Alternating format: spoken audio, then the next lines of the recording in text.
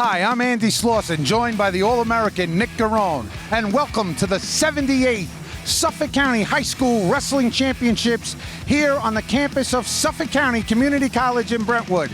And I'm joined by Nick Garone. Nick, we have an outstanding field tonight. Tell us about it a little bit. You know, Andy, it's unbelievable. We have 6 returning all-state wrestlers and 2 state champs in Adam Buziello at 120 pounds and Teron Robinson at 220. So the field is phenomenal.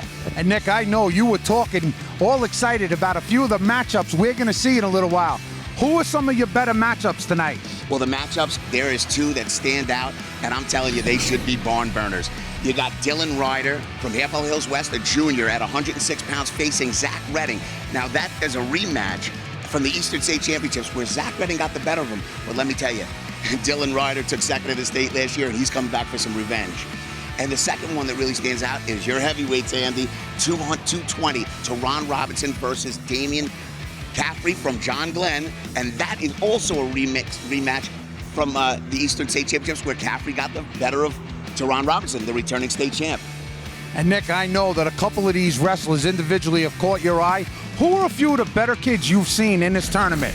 Well, listen, the list goes on, and I could take all night to talk about them, but 2 guys that stood out the most, that dominated throughout the day and throughout yesterday, were Jake Silverstein from Hopog, a junior. He's 184-12. He was a runner-up in the state 2 years ago, in 2015. Last year he was hurt, but he has dominated. He is a machine. His intensity level is unmatched. And then, of course, you got Adam Buziello at 120 pounds from Eastport South Manor High School. 3-time finalist, New York State finalist, 2-time champion, Super 32 champion, and ranked #1 in the country. And he has walked through the field, but he's going to have his hands full in the finals with Anthony Cirillo from Rocky Point. Get set for a great night of wrestling here in Suffolk County. We'll be right back on News 12 Varsity. Who will rise higher, dunk harder, and go farther? The playoffs are here. Tune to News 12 Varsity all postseason long. And this is Andy Slauson, joined by Rocky Point head coach Darren Goldstein, longtime coach at Rocky Point, and they have already wrapped up their Section 11, school's first ever Section 11 team title. They won the Suffolk County Dual Meet title the last 2 years, and Darren, welcome. Great to have you on the broadcast with us. Thank you very much, Andy. Glad to step in here. While my partner, Nick Garone, coaches several matches tonight. I think he has 3 kids in the final. We are going to have my great friend Darren Goldstein fill in with us, get some of his insights. So in the Section 11 Division I finals, in the first match at 99 pounds, Christian Ganone of Eastport South Manor and Mark Matika of Riverhead. This is the second meeting of these 2 wrestlers. I had the pleasure of watching them wrestle in the Senator Richards duels earlier in the year. Ganone came out on top by 1 point, an 11-10 affair going back and forth. Guys feeling each other out right now. Ganone has a nice ESM across the chest. Matika also in white, wearing the Riverhead kind of blue wave. In on a shot, switching off to a double is Matika. Ganone whips him to his back, but Matika rolls through, comes up with the 2. And the junior from Riverhead High School, Mark Matika, his brother Eddie was a county champ, 4th in the state for Riverhead High School a couple years ago. And Mark is a junior coached by Tom Riccio and Rudy Carastro. Christian Ganone of Eastport is coached Ganone countering the move, has just caught Matika on his back. Nick Garone and Ryan Pachovich. So after the reversal, it's 2-2. A minute gone in the first period here at 99 pounds, the Suffolk Division I final. Ganone looking, chopping and controlling, jumping to a cradle, looking to stay busy. Has a cross wrist. And Darren, I know with several of these matches that Nick and I talked about tonight, you know, you mentioned that Ganone won this match earlier, but there's no guarantee he's going to win this match. Nope, no guarantee at all. It was a close affair the first time around. Figures to be the same type of thing this time around. Both wrestlers up-and-coming young kids. 25 seconds left in the first period. Gonna keep trying to work a little tilt, throws in the half. Tika fighting it off. Ganone sweeping it, no exposure yet. 10 seconds left in the first period. And that will end the first period all tied at 2. No surprise there. Same close affair that it was before. You know, Darren, one thing I always thought was interesting, because a kid wins a league championship is not a guarantee, or doesn't win a league championship.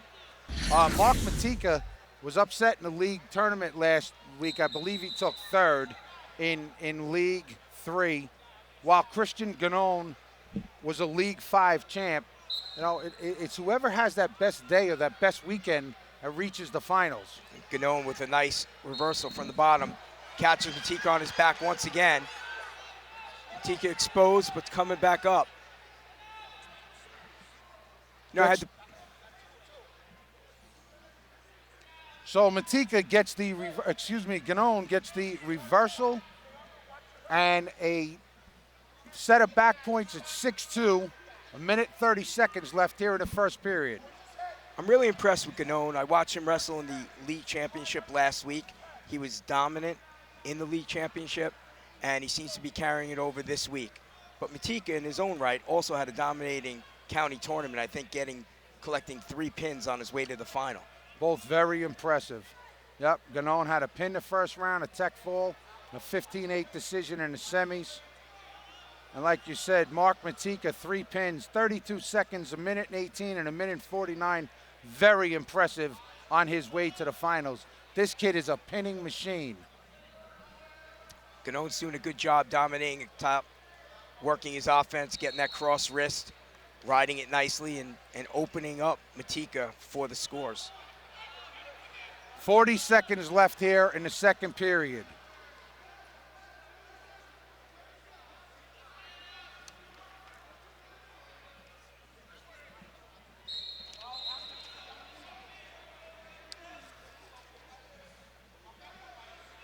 $20 seconds left here in the first period. Boy, this kid is tough on top, huh? Very tough. Breaks him down, looking for his offensive opportunities to score, smothering.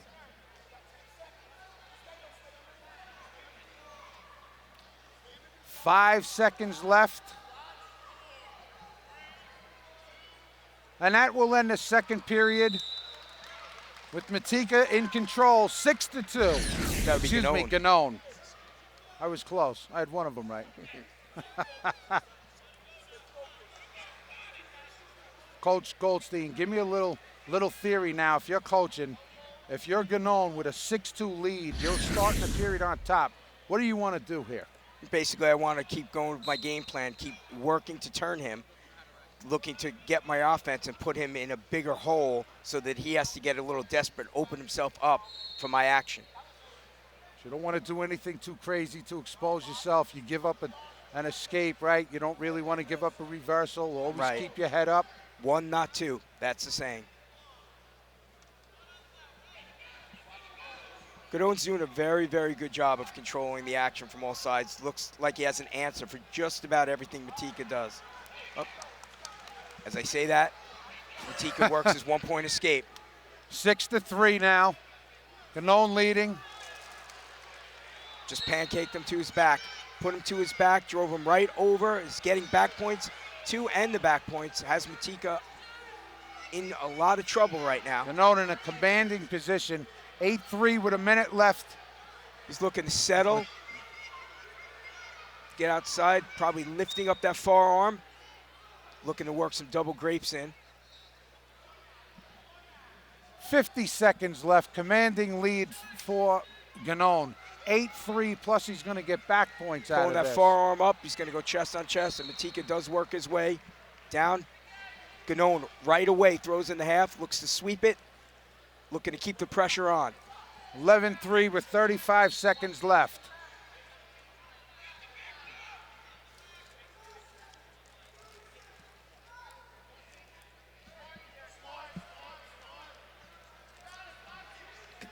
Gano might have a cradle locked up on the far side.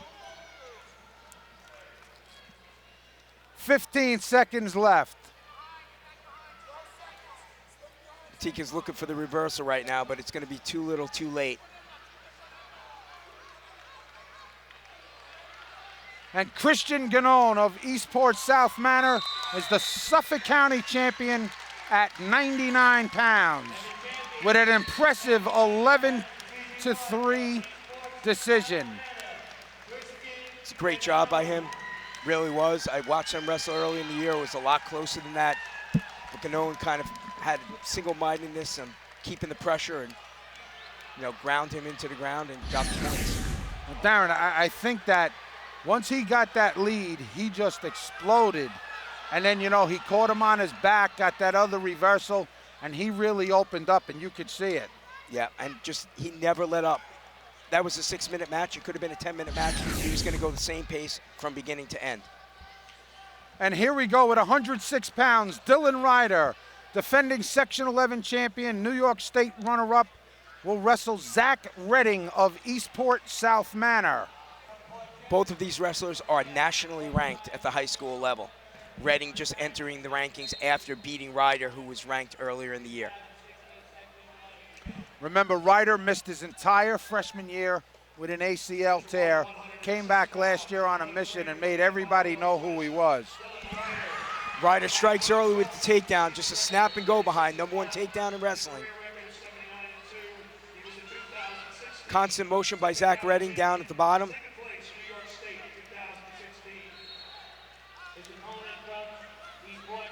Dylan Ryder going with the crab ride, looking to break him down. He's devastating on top. He's known for his arm bars throughout the land. Dylan Ryder, coached by Joe Schulz, Mike Lupa, and Ryan Girondell. Schulz and Lupa been there now about 4 or 5 years at Hills West. Great people, done a great job over there. And again, in the same corner for Eastport South Manor, the 2 All-Americans, Ryan Patrovich, the assistant coach, and Nick Garone. Darren, you've been here a lot, as has Nick Garone. Does it ever get tiring bringing so many guys to the county finals and the state tournament? It's why we do it, to have the kids reach their individual goals. And these 2 kids have wrestled since they've been young. The 2 kids that are out in front of us, just like many of the others that we'll see later on. It never gets old helping them to reach their dreams. Yep, it's an awesome thing.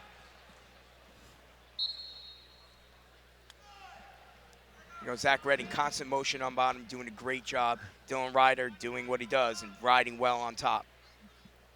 40 seconds left in the first period here at 106 pounds. Ryder with the 2-0 lead over Redding. Oh, he's a little high. Ryder's a little high. Redding trying to get his arm in between the leg and his leg. To no avail. 20 seconds left. Ryder is tough on top, you can tell. Is there something to do with the name? Yeah. And, his arm bars are particularly dangerous when he starts to work them in. And that'll end the first period. Dylan Ryder of Half Hollow Hills West in the red and white camouflage singlet. And Zach Redding in the white with the blue trim with the ESM on his chest. So Ryder chooses to go down second period. Zach Redding is also very proficient on top, has a variety of tilts that he uses. Coach, you tell me if I'm right or wrong. Here you have Ryder on the bottom. He's up 2-0. I like that he doesn't automatically defer. To me, if you're up 2-0, you choose bottom, you get out, you're up 3-0. Now it puts pressure on the other guy. If you're losing 2-1, if you're losing 2-0, you get out and it's still 2-1. To me, why would you want to stretch that lead if you're behind? Well, I absolutely like the idea that that Ryder went down, because he's looking to get that lead stretched to put more pressure on Redding to get out of his own game plan. And right now it seems to be, they're going back and forth, but this could turn either way. And Ryder looks almost to be able to get his one. There it is. He gets the one. Now they're on the feet. It's a 3-0 lead. And 3-0. If you have a 3-0 lead, that's pretty significant, wouldn't you say? Yeah, I would say against a seasoned wrestler like Dylan Ryder, it's particularly something that, you know, is hard for an opponent to come back. Because now you're more than one move away from tying the match. Several moves away. 2 takedowns away, or a takedown and back points. You need to have a lot of things happen. Less than a minute left. 45 seconds left here at 106 pounds. Dylan Ryder leading Zach Redding 3-0.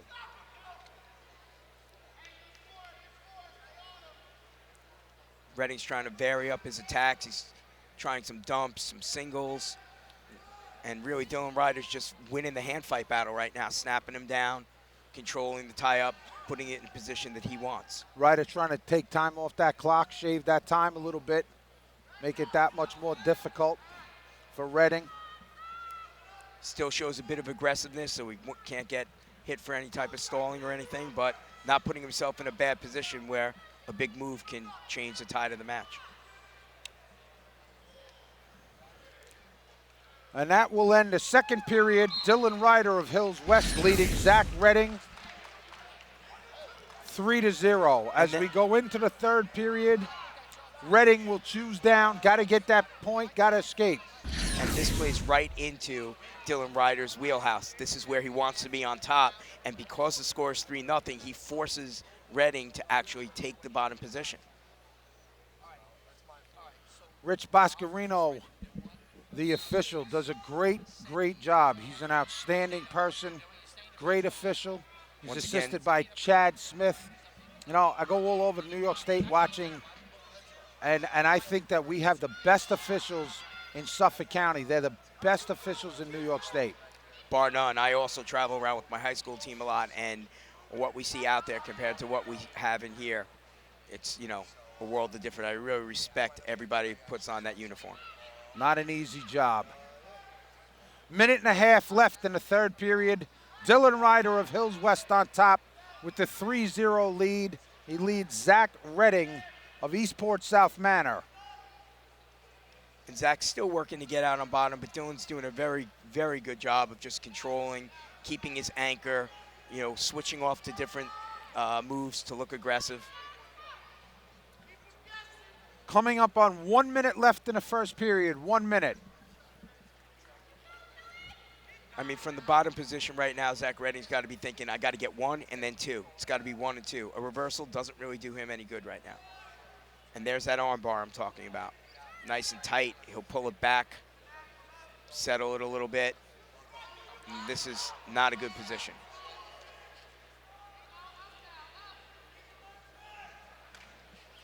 .30 seconds left.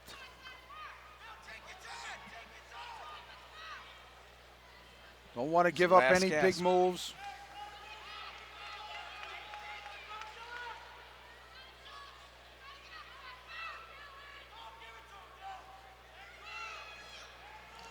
.15 seconds left. And Dylan Ryder doing, you know, what he does best. Doing a great job riding, controlling, staying aggressive on top. Never really looked like he was in any type of trouble in this match. Dylan Ryder of Half Hollow Hills West wins his second consecutive Division I championship from Section 11. And Darren Goldstein, coach, he'll be back in a little while. I will be back in a little while. Good. Darren has to step out to go coach his own. And good luck Thank to you very much. Thank you so much. And we are going to go into the 113-pound final in Suffolk Division I. And now I'm rejoined by my partner and friend, the All-American Nick Garone. Coach Garone. Andy, won one, lost one. Congrats on the win. Thank you. You know, what a tough one. You know, Zach Redding just had a fantastic year, you know, but he's in a position right now where he can, he can get upstate with a wild card and he continue to go and do his thing. And he could actually, that could be a rematch of the state championship. So here we go with 113 pounds. Anthony Ciato of Rocky Point and Jacob Borland of Northport.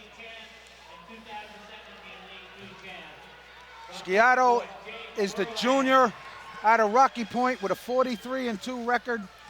Scotto, I'm sorry. Anthony, I apologize. I knew that. Oh, nice shot right there. Nice single leg. Kenny cut it off. Cuts it off nicely. But you know what? Borland's got some good funk right here. 2 points for Scotto. Jacob Borland, the junior from Northport, 31-1. 2-0 for Scotto in the first period at 113 pounds. You know, Scotto throughout this tournament, Andy, has been a hammer. I mean, he is just so tough to wrestle. He's very, very big for that weight at 113. You know, you talk about impressive. Anthony Scotto has pinned all 3 of his opponents in this tournament. 17 seconds, 3 minutes, and 1:59. He almost had a cradle locked up there against Borland. Let me tell you something. Borland needs to get out against a wrestler like Anthony Scotto because Anthony Scotto, his strength is on the mat. And your winner at 113 pounds from Mount Sinai, Matthew Campo. 30 seconds left here in the first period.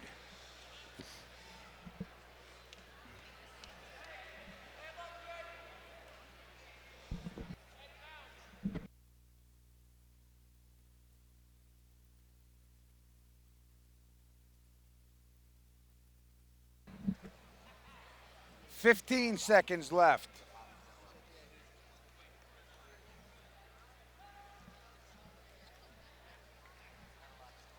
And that's going to end the first period with Anthony Scotto of Rocky Point High School on top 3-0. You know what? That's actually good for Borland. Borland needed to keep it close in that first period, and being down 2-0 to Scotto right now is a good thing for him. So here's, I believe that was Borland's choice. He took on their feet, took neutral as we start the second period. You know, I think, obviously that's the best choice for him, Andy, is going on his feet against Scotto. Scotto's strengths, staying away from Scotto's strengths. Nick, now as a coach, explain this. It has got to be of super importance that Borland gets a takedown. You get behind 4-0 on a great guy. It's not impossible, but it's very difficult. Oh, nice dump position for Borland. Beautiful, if he can get it here. But Scotto is tough. Scotto will not give up anything easy. He stays on things. Right now, Borland has to cover the legs. Oh, he might have caught him. Look at this. Borland comes in. It's stopped right now, but Borland comes in with a beautiful dump position, has him. Scotto is so good at that funk position, ends up turning him, almost putting him on his back with double bar arms. I mean, this guy's amazing. And Nick, Scotto gets 2 for the takedown. Why did Roy Scott, the official, stop the match? I think the reason why he stopped the match was because he was coming a little bit high on that shoulder. You know, it's better to be, listen, either one of these guys could be representing Section 11. You don't want to have something happen where they're, dislocating a shoulder, anything that's going to happen like that. I think it was a good stoppage. Again, Roy Scott, the official, Umberto Fasolino, the mat judge for this match. Safety is always first in any official's mind, always. Roy Scott has done everything short of the Olympics as a referee all over the world, done the World Championships, and he doesn't want to see anybody get hurt. So it's 4-0. Anthony Scotto of Rocky Point in the black singlet, leading Jacob Borland of Northport. You know, you talk about an impressive resume, Scotto, 3-time All-County, an All-State guy last year. I mean, just an amazing resume. Borland, a 2-time league champ. He's right in his own right is real tough. Let me tell you something. I don't know if everybody understands how good you have to be to get to the Section 11 finals at any weight class. I mean, Section 11 Division I, Nick, and you've been a huge part of this as a coach, has absolutely dominated New York State for the last 35 years, but the last 8 years in particular, Section 11 Division I has won the state tournament upstate. So it doesn't matter if you win or lose. They're all great kids that make it here. No doubt about it. When you're talking about a section, Section 11 is that section in New York State. Borland trying to get out right here at the end. He's in a good position, but Scotto, all he has to do is hang on. And that will end the second period. Anthony Scotto of Rocky Point leads Jacob Borland of Northport 4-0. You know, obviously, Scotto, we've been talking a lot about Scotto, but let's talk a little bit about Jake Borland. He's a two-time league champ, but more importantly, he has given Scotto a great match. He's in the mix. He's making good moves. It's just that Scotto is one step ahead on every single situation. But Borland is really wrestling a very good match. To have Scotto 4-0, only losing 4-0 in the third period is very, very good. You don't win the leagues twice in Section 11 if you're not good. And and now we have a Peterson right here by Scotto, catches him. there's a pin. 426 with the pin. Wow.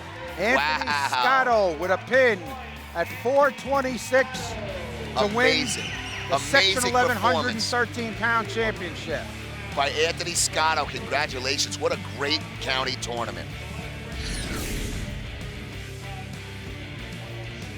And Nick Garone is going to step out as he has another match to coach now.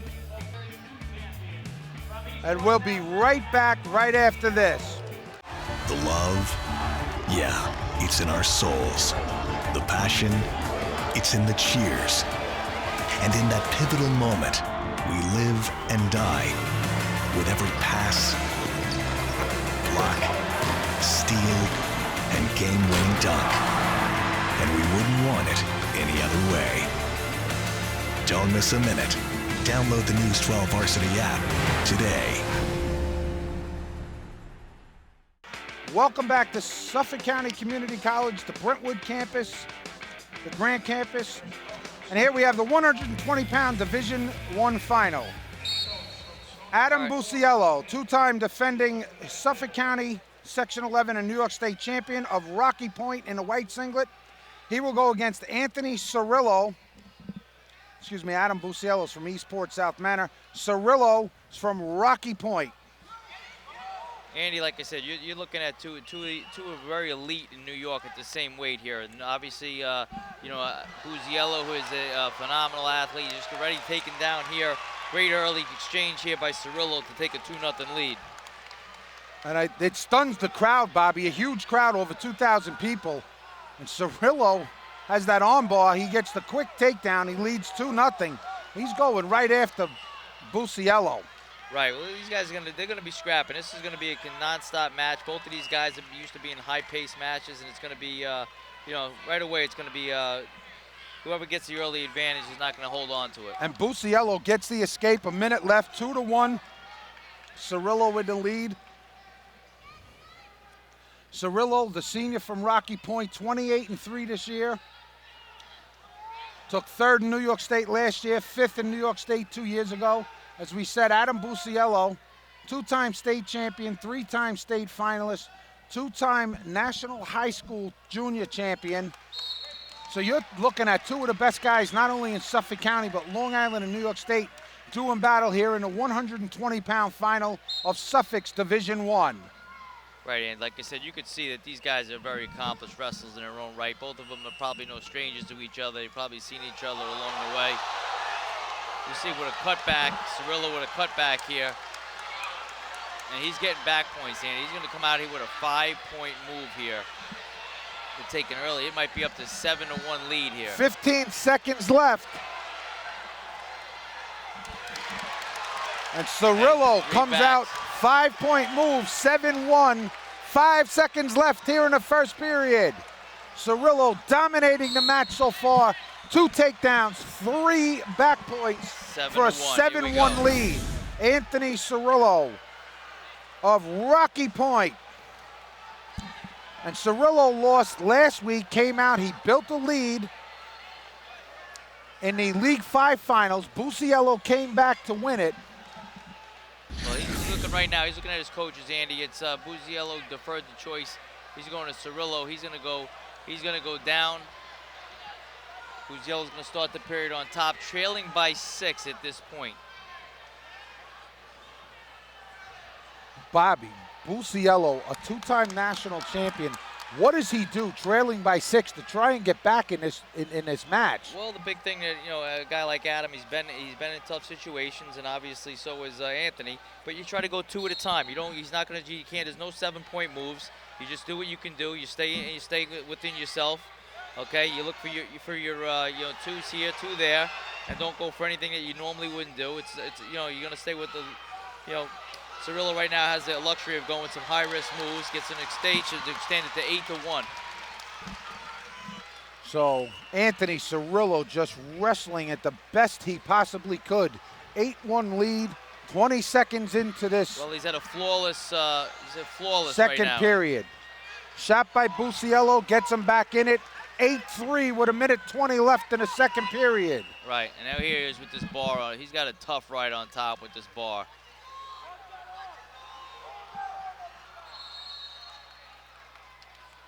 And he stopped that for potentially dangerous here. So now we're at 8-3. Plenty of time left for a lot of action in this match, Andy.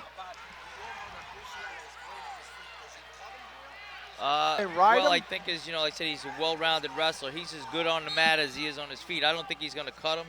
You know, he's going to look for his bars.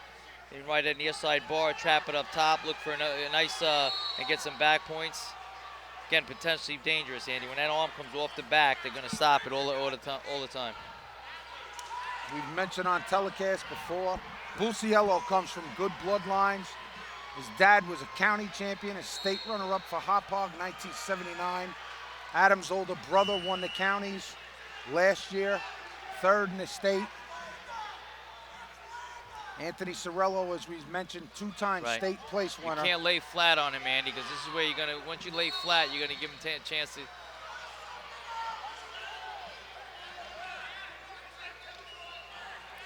got both coaches, one complaining that the arm's coming off, the other one saying it's staying on the back. Okay, they're looking to open things up. There's 49 seconds left here. And the referee, Umberto Fasolino, thinks that's potentially dangerous. And again, we mentioned safety first.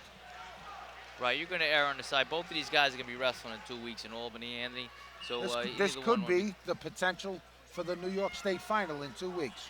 Well, I'd be surprised probably if it wasn't. It's going to be one of those matches. It'd probably be the 1-2 seeds, no matter who wins this match. 30 seconds left in the second period. Busiello on top, 8-3. Again, it's potentially dangerous.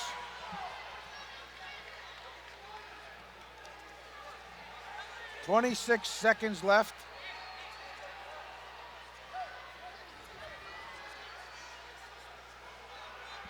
He's not going to cut him here, Andy. He's going to work the score on top. He's got 26 seconds. If he gets a turn here, he's back in the match.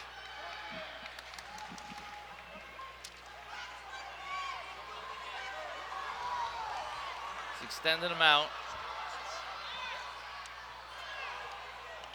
He's got 2 here, Andy. He might get 3 out of it.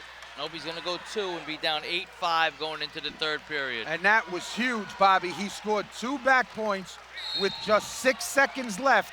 Now it's 8-5, so an escape and a takedown will help him out.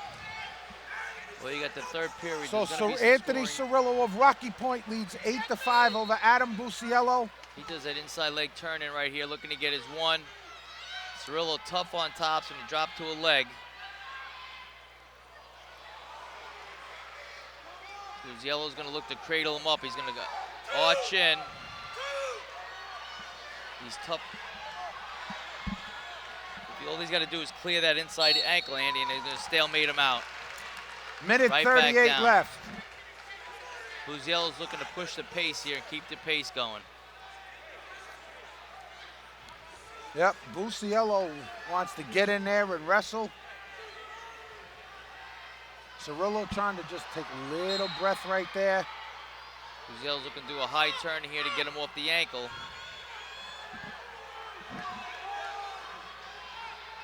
He's right in time for that near side bar. What a great match, Bobby. We thought this was going to be a great one, and it is. Oh, look, and he rolls him to his back. He's going to hold him there and hold him on his back. He's got him at least. He might get the fall here, Andy. He's tight on the far waist. He's got at least a 3 count, and there he's going to get the pin. And with 4 Reverse minutes, pin and does it. 53 seconds, Adam Buciello of Eastport South Manor wins his 3rd straight Section 11 championship. Well, you And knew that, was gonna folks, be a you big will one, not Andy. see a better match than that. And that's why, Bobby, that Andy, was a heck of an exciting match. Yep, 2 guys giving it all they got. Like I I mean, said, you you're might gonna see him them again in in a the couple of finals weeks. in the States in Albany in 2 weeks.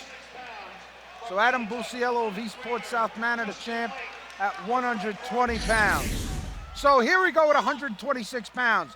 Ben Tepperman of Hauppauge versus Paul North of Connecticut. Right, Andy, again, you talk about 2 wrestlers is no stranger to the big stage.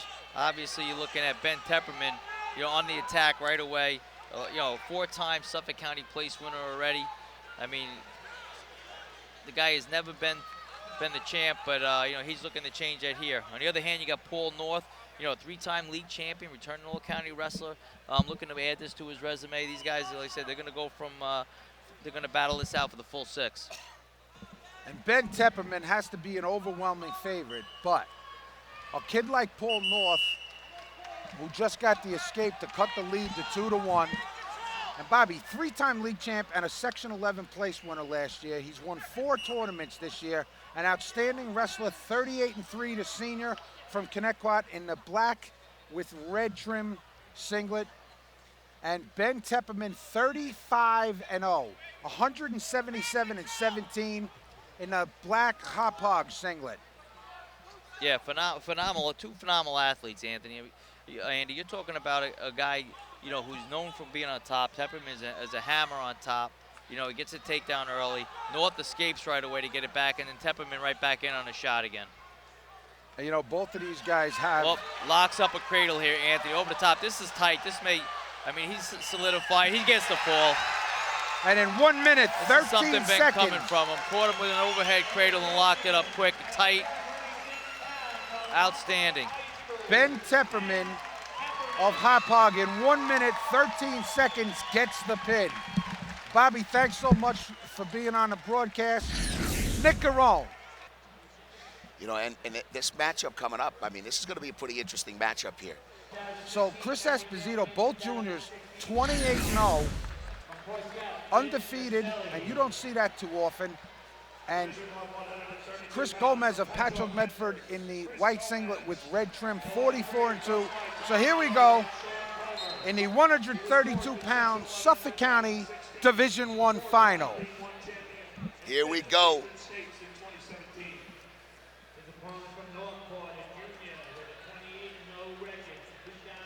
Chris Gomez will always be in good position. He'll always hand fight. He'll try to get you out of position before he makes his attack. He's always moving his feet, which is a good sign. Right there, nice single leg by Gomez. Gomez comes up, trying to cut that corner with Esposito. Trying to cut that corner, has an angle. But Esposito is tough. Esposito knew exactly what to do. He's stuffing the head. Right now, go for it. Great finish by Gomez right there. And Nick, explain that, because you always talk to me about angles. Why is it so important to cut that angle on your feet? One of the things you teach, let's go back a step. One of the things you teach guys to do on defense is to square up with a guy. You don't want a guy to have an angle on you. You're off balance when you're on an angle. When a guy's driving you, you're off balance. So the other guy wants to get an angle. If it's on the mat, the reason why you want to get an angle, you could shelve it, you could put the guy's leg up on your thigh, and it's easier for you to cut off and get that takedown. So it makes your life easier. So you don't want to be under that guy, stretched out, having your shoulders stretched out and everything else. So you want to catch that corner. And on good guys, you got to do it real quick. You can't wait. You got to do it immediately.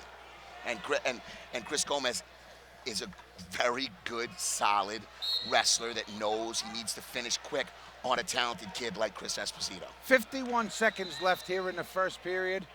Rich Boscarino again, outstanding official doing this match. Greg Mazzola is the assistant referee for this. Greg Mazzola wrestled on those great 79, 78, 77 Huntington teams, coached by the great Lou Gianni. And Gomez just cut Esposito, so it's 2-1, 37 seconds left in the first period. That was a very important point for Esposito right now. Very important. You know, it's big. A lot of times when it's a very, very low-scoring match, Andy, you know, that 2-1 going into the second period instead of 2-0 could make the difference in the third period. 15 seconds left. Gomez takes another nice shot. Nice. Can he finish with 10 seconds? Short time. Let's see if Esposito can hang on. And Gomez gets another one with 5 seconds left. With the clock ticking down, that was a big, big takedown for Gomez. Wow. 4-1 at the end of the first period in favor of Chris Gomez of Patchogue Medford.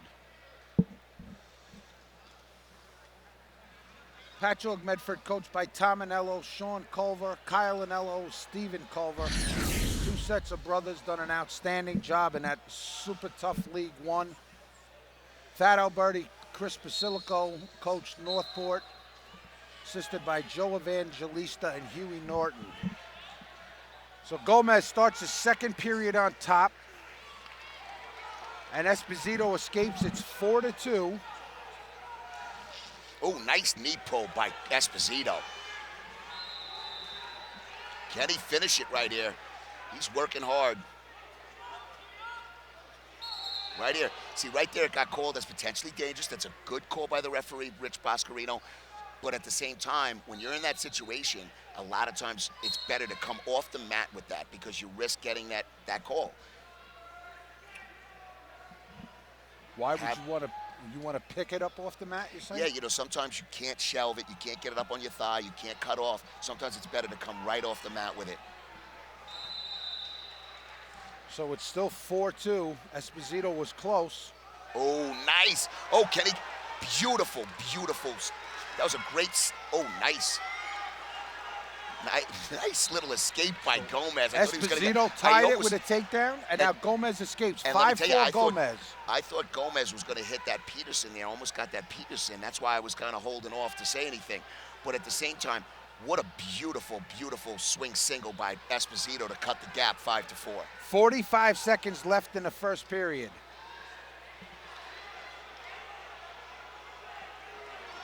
Another takedown by Gomez. Gomez is starting to get his rhythm on his feet. 7-4, Gomez leads.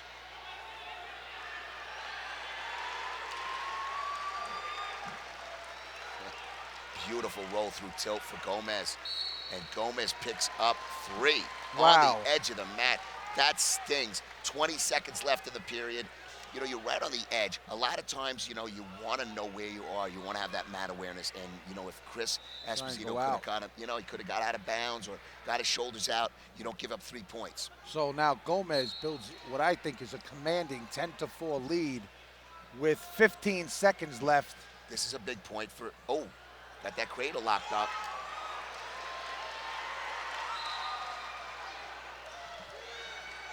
Tom, I'm trying to commentate and my mouth was wide open just now because I couldn't believe what I was watching. Gomez puts him on his back, almost sticks him with 9 seconds left. I was just about to say, this is a big point for Esposito to get that 1 point, cut it to 10-5. And as I'm saying that, I'm watching Gomez hit that cradle and almost stack him. I mean, unbelievable. Gomez is just chain wrestling right now. He's going from one thing to the other. And you don't necessarily have to chain wrestle on your feet. People think chain wrestles on the mat as well, from one thing to another, from a turn to a cradle to a half to bars. And Gomez is showing that right now and showing why he is in the county finals. So Esposito starts the third period on top. Gomez escapes. He now leads 14-4 with 1:45 seconds left. And this kid is really going at it. Nice ankle pick there by Esposito. And he gets the 2. Nice ankle pick by Esposito. 14-6 with 1:36 seconds left. Well, you know, you got to hand it to Esposito. Esposito no quit in him. Has no quit in him. He keeps coming. He keeps working. He keeps gnawing away. Gomez gets a couple of points. Esposito comes right back and tries to score up. And you got to give him a lot of credit for that. But, you know, listen, like we said when we were looking at this matchup before the match, we had a discussion about this. You said it. And we said that, hey, Esposito's not going to go away. But you also said what a stud Gomez was. Who beat him? And Gomez gets another, Esposito gets another takedown. 15-8 with 1:15 left. Trying to work for that cradle, huh? And Esposito cuts him, so it's 16-8. Coach, now you got to look for the big move. A minute left, you're down by 8. You looking for that big throw? I think, you know, Gomez is starting to, looks like he's starting to run out of gas a little bit. And, you know, and Esposito's hanging in there. You know, he's hanging in there. He's close to another takedown, but he goes out of bounds. I would say 16-8, favor of Gomez with 50 seconds left.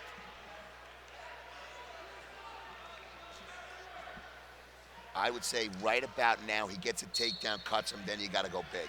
But he's got to get a quick takedown. If he doesn't get a takedown in the next 10, 15 seconds, he's got to go big. Pat Med trying to, one of the oldest programs in Suffolk County, started in 1936. They had their first team. Oh, Gomez comes around the corner, has that cradle locked up. Can he get it? 20 seconds left. They're not awarding anything right now because Gomez does not have Esposito on his hip. Once he breaks that hip down, then he can get awarded that 2 points. And there it is. He broke that hip down. He got the 2.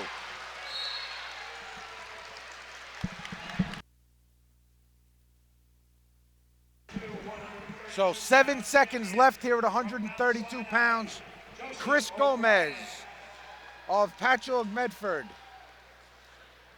winning by major decision as of right now, 18-9, and that's how it will end. No quit, Esposito. He was fighting to the last second. And Chris Gomez, your 132-pound champion from Patchogue Medford High School. 18-9 is the final, and we will take a short break, and we'll be right back. Who will rise higher, dunk harder, and go farther? The playoffs are here. Tune to News 12 Varsity all postseason long. And we are back here at 138 pounds. Jake Silverstein of Hauppauge will wrestle James Trezza of Smithtown East. Trezza, 35-3, 164-25 in his career as a senior. Silverstein, the junior of Hauppauge, 37-1, and I know that Coach Garone was so impressed with him. You talked about him a lot before, Nick. Well, you know, both of these wrestlers are talented, no doubt. Jake Silverstein, though, has been a machine. He has been nonstop action, and he's relentless on his feet. Jake Silverstein from Hauppauge. Trezza definitely is a tough wrestler. He's going to be in there in the match, but Silverstein's at another level. This whole tournament, he's been peaking. Coach, if you remember last year, Jake Silverstein hurt his finger badly, broke that finger, the tip of his finger in the state tournament, I think in the quarterfinals, and couldn't continue. And I've heard from some different people that this really set this kid's work ethic to strive for even higher goals for this year. It definitely does. You know, when you take second in the state in 2015, the year before, as a freshman, you come back as a sophomore, Andy, and you get injured. You're going back to win it that second year. You took second as a freshman. You're going back to win it as a sophomore. You get injured. Now you don't get an opportunity to get on the stand. You come back as a junior. You want to take on the world. You want to make sure you're on the top of the podium. And that's what Jake Silverstein has done this whole year. He's worked hard. We spoke to his coaches. Beautiful high crotch by Jake Silverstein. Can he finish? Trez is very tricky down there. He's good with his legs. He can really get that leg in there and prevent people. But Silverstein, he's got that hook, that Turk in there on Trezza. And right now, Trezza gives it up, which is smart. You don't want to give up back points. 40 seconds left here in the first period at 138 pounds. You know, Steve Jenkins, the head coach of Smithtown's done a good job the last couple of years, taking over for Dave Cummings. Jack Troncali and Tim Kapiski are the assistants to Steve Jenkins. 5 times All-League, 4th time he's All-County. James Trezza is a 4-time All-County wrestler in Section 11. There's not too many of them. And you know what? He placed in the best section in the state 4 times. It's amazing. I'm looking at his resume here. You know, we have some cheat sheets here, Andy, and I'm looking at this, and when you look at it, 5, 6, 4, 5, second, or you know, second or first now in the finals. He has an opportunity to be a county champ. You know, I mean, this guy is unbelievable. And he got the escape 2-1 at the end of the first period. You look at Jake Silverstein. I can't help but look at that record. 184-12. That's amazing. And he's only a junior. And he's a junior. 4-time Suffolk County Place winner for Jake Silverstein as well. And he's only a junior. I mean, these guys, I mean, just I don't know how these very impressive. kids do that. Yeah, you're not kidding. And, you know, Hauppauge is coached by Chris Messina. Chris has been the head coach, I think, since 1982. Great coach, even better guy. He's assisted by his son, Michael, one of the classiest people I think I've ever been around. Great family. Chris's wife, Kathy, super person. And I know that Chris's brother, Mickey's an assistant coach. Just a great, great family atmosphere that Chris Messina has created at Hauppauge.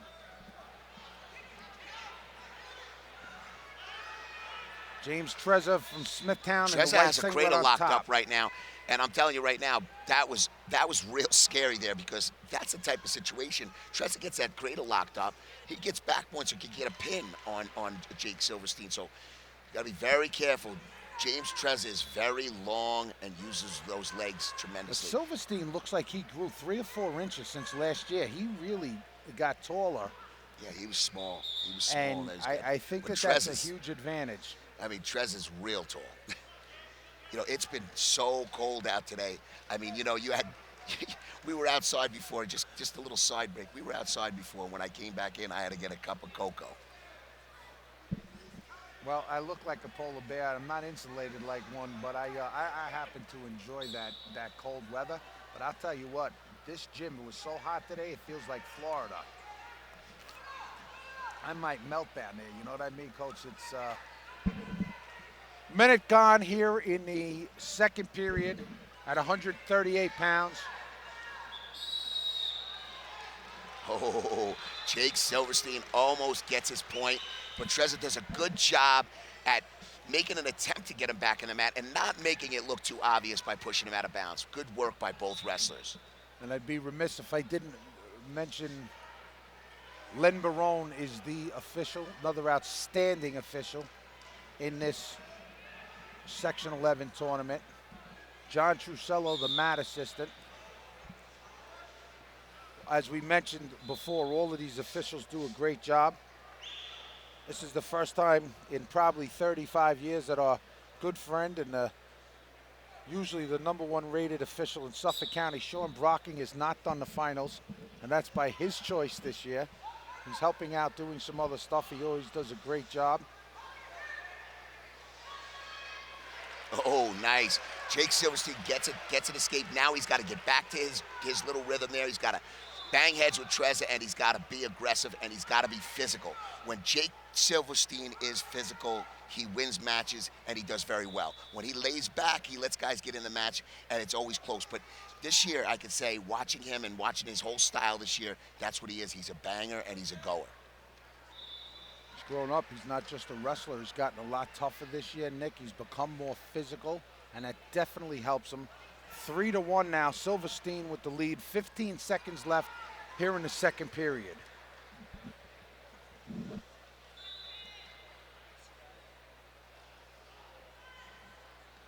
Five seconds left, and that will end the second period here at 138 pounds in the Suffolk County Division I Finals. With Jake Silverstein of Hauppauge leading James Trezor of Smithtown East 3-1. Trezor has choice in the third period. He will start on bottom.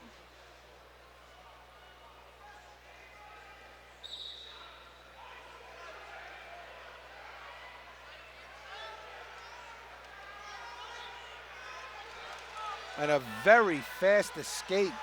7 seconds into this last period by Trezor. Now 3-2, Silverstein leading. This match is not over. I mean, Silverstein has to score a nice, solid takedown right here. And let me tell you something. Treza's, think about this. How dominant Jake Silverstein has been throughout the tournament. James Treza has been just as dominant and is one takedown away from winning this match. I mean, that's how close these guys are. That's how talented these two guys, these two wrestlers are at 138 pounds. You talk about dominance. Silverstein had 217 to 2 tech falls. First round in the quarterfinals, won 8-0 in the semifinals. So he's given up 6 points in 4 matches. All of them have been uncontested escapes, or escapes, I should say. Treza was the 3rd seed, had 2 pins in the first 2 rounds and a 6-2 decision, and a solid 6-2 decision over the 2nd seed in the semifinals this morning.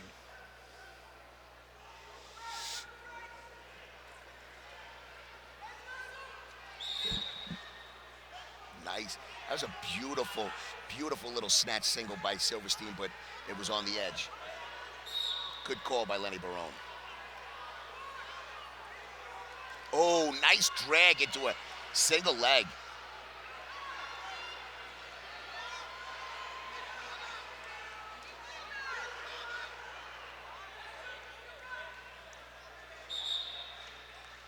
Little stalemate. That was a really good defense by Treza. You know, Silverstein was deep on that shot, real deep, and he didn't finish, so kudos to Treza. 30 seconds left, Coach Garone. Jake Silverstein leads James Treza. No stalling warnings, 20 seconds left. If you're Silverstein, you just got to block and circle a little bit now. Treza has got to take a shot. Treza tries for that takedown, does not get it. They go out of bounds. 13 seconds left. Silverstein trying to block Treza's moves. 5 seconds left. And Nice. Jake Silverstein is the 138-pound champion. That was a solid match by both wrestlers. And they could both place upstate. You'd love to see Treza get up there. Treza will be dangerous for anyone he wrestles.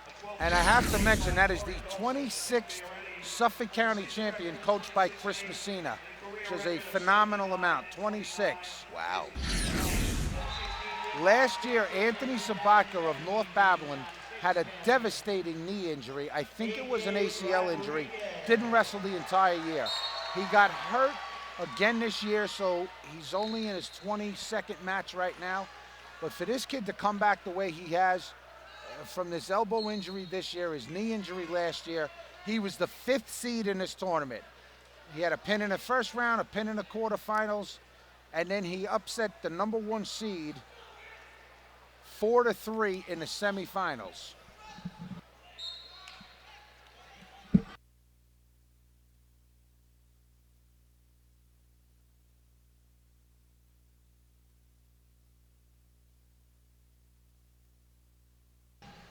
So there's a shot by Sabaka.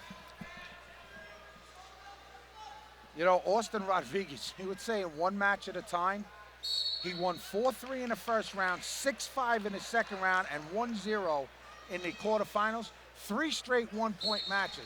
That's you what I'm talk about saying. a kid with guts and a kid with heart that knows how to wrestle. That's it in AJ Rodriguez.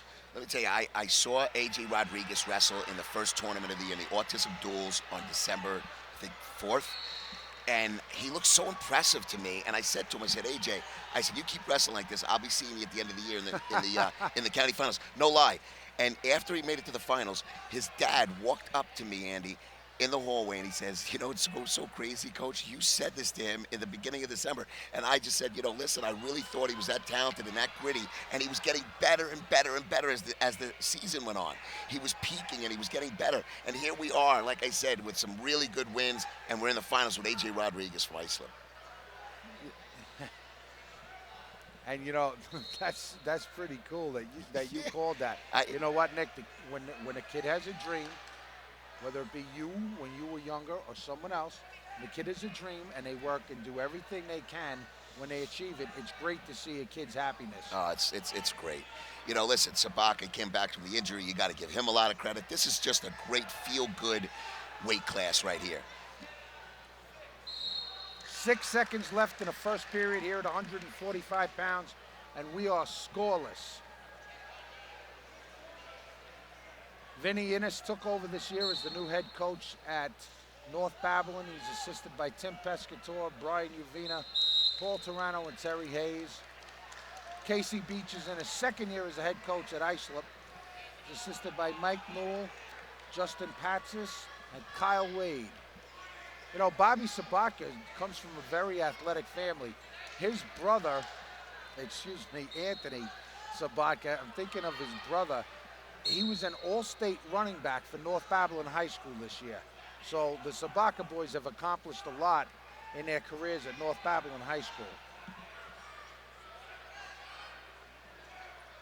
Sabaka Justin Jr.,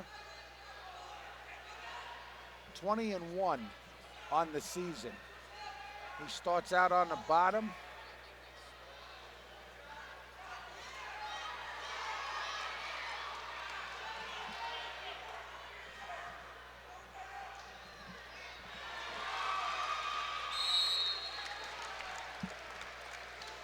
Nice little flurry there. Escape for Sabaka, 1-0. Nice little tight match here by these two guys. Nick, do you think when you see a lot of kids get to the county finals, they freeze up?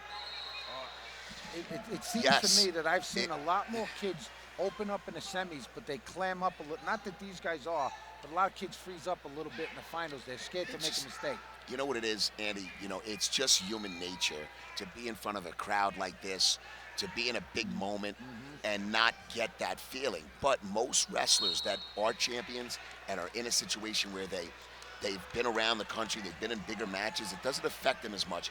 But as soon as the whistle blows and that first, that first club, that first shot, a lot of that goes away. Very rarely do you have somebody that just can't shake it. But this is a big one. I mean, think about it, especially for a guy like A.J. Rodriguez. He's 88-20, a senior, first time in the spotlight, never placed the counties. His first tournament place, his first or second in the finals. Picked a good spot for it. 30 seconds left, 31 seconds left.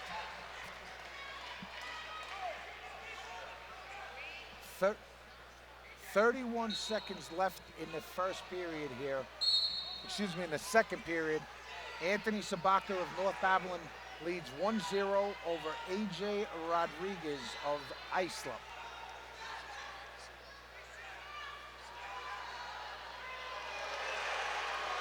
Nice trip by Sabaka. Did you see that? He set it up. It was almost like in slow motion, but as soon as he hit it, he exploded into it, and it was a beautiful, beautiful takedown with 14 seconds left. Now this is a big point. In the mid-80s, they used to do that trip a lot. Oh, he's the guy sitting next to me, Nick Corona, that great inside trip. This is a big, thanks a lot. This is a big, big point right here for A.J. Rodriguez if he can get one. Oh.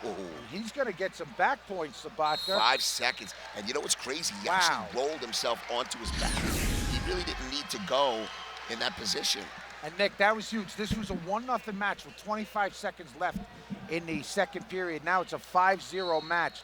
And now if you're Rodriguez, you got to get out and you got to get a takedown pretty much in the first 30 seconds. No doubt about it. And Sabaka, that's where he's strong, his defense. It's hard to penetrate his defense. You know, one thing I want to mention, I talked about the coaches, but Brian Uvina, great guy. He's been an outstanding high school wrestling coach, 35 years. This is his last year. He's been a head coach for a better part of over 20 years and an assistant for about 10 at North Babylon. He's getting the Coach of the Year award in New York State for last season.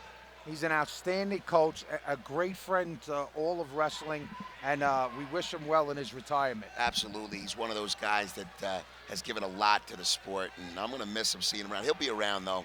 He'll be around. He'll be retired, but you know what? He needs to have some time with the family, and he'll be always bleeding that royal and white. Don't think, hey, he's an old Huntington guy from the 70s, too. He wrestled on that great 1976 Huntington team with the 8 county champs, But Brian Uvina, can't say enough good things about him. He has done so much for so many kids. Classy person, great guy, and we wish him the best. So here in the third period, 1:15 seconds left. Anthony Sabaka leading, and a nice little turnaround for a reversal here, Coach. 5-2. Does he try and turn him? You know what? Wait a second. He's got a bar arm locked up. Right. Absolutely. He at least tries to get that bar arm when he got it locked up. But you know, Sabaka is just a beast. Now Rodriguez has to go after him. He's got 50 seconds. He's got to go after him, or he's not going to come back. And let me tell you something. Sabaka, like I said, on his feet, his defense is unreal. He is cagey. And you know, this kid is this good this year. I can't wait to see him next year when he goes full tilt and if he can stay injury-free, because he is a dynamic wrestler. North Babylon's going through this cycle with some special kids that wrestle here, and this guy is one of them. 30 seconds left. Sabaka of North Babylon leads 6-2 over AJ Rodriguez of Iceland. 20 seconds left. Coach, I have to try for that big move now, no? No doubt about it. He's got something big, but you know what? He keeps going down low, and Sabaka is very good in that position. He's got great mat sense. 10 seconds left.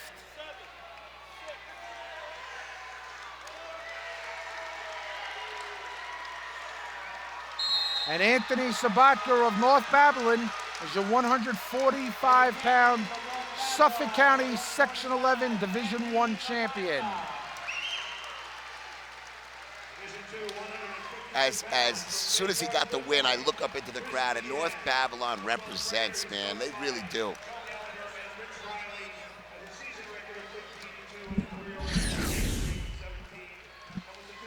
You know, what an unbelievable, I mean, let me tell you something, an unbelievable final there for Sabaka. Does a great job, county champion.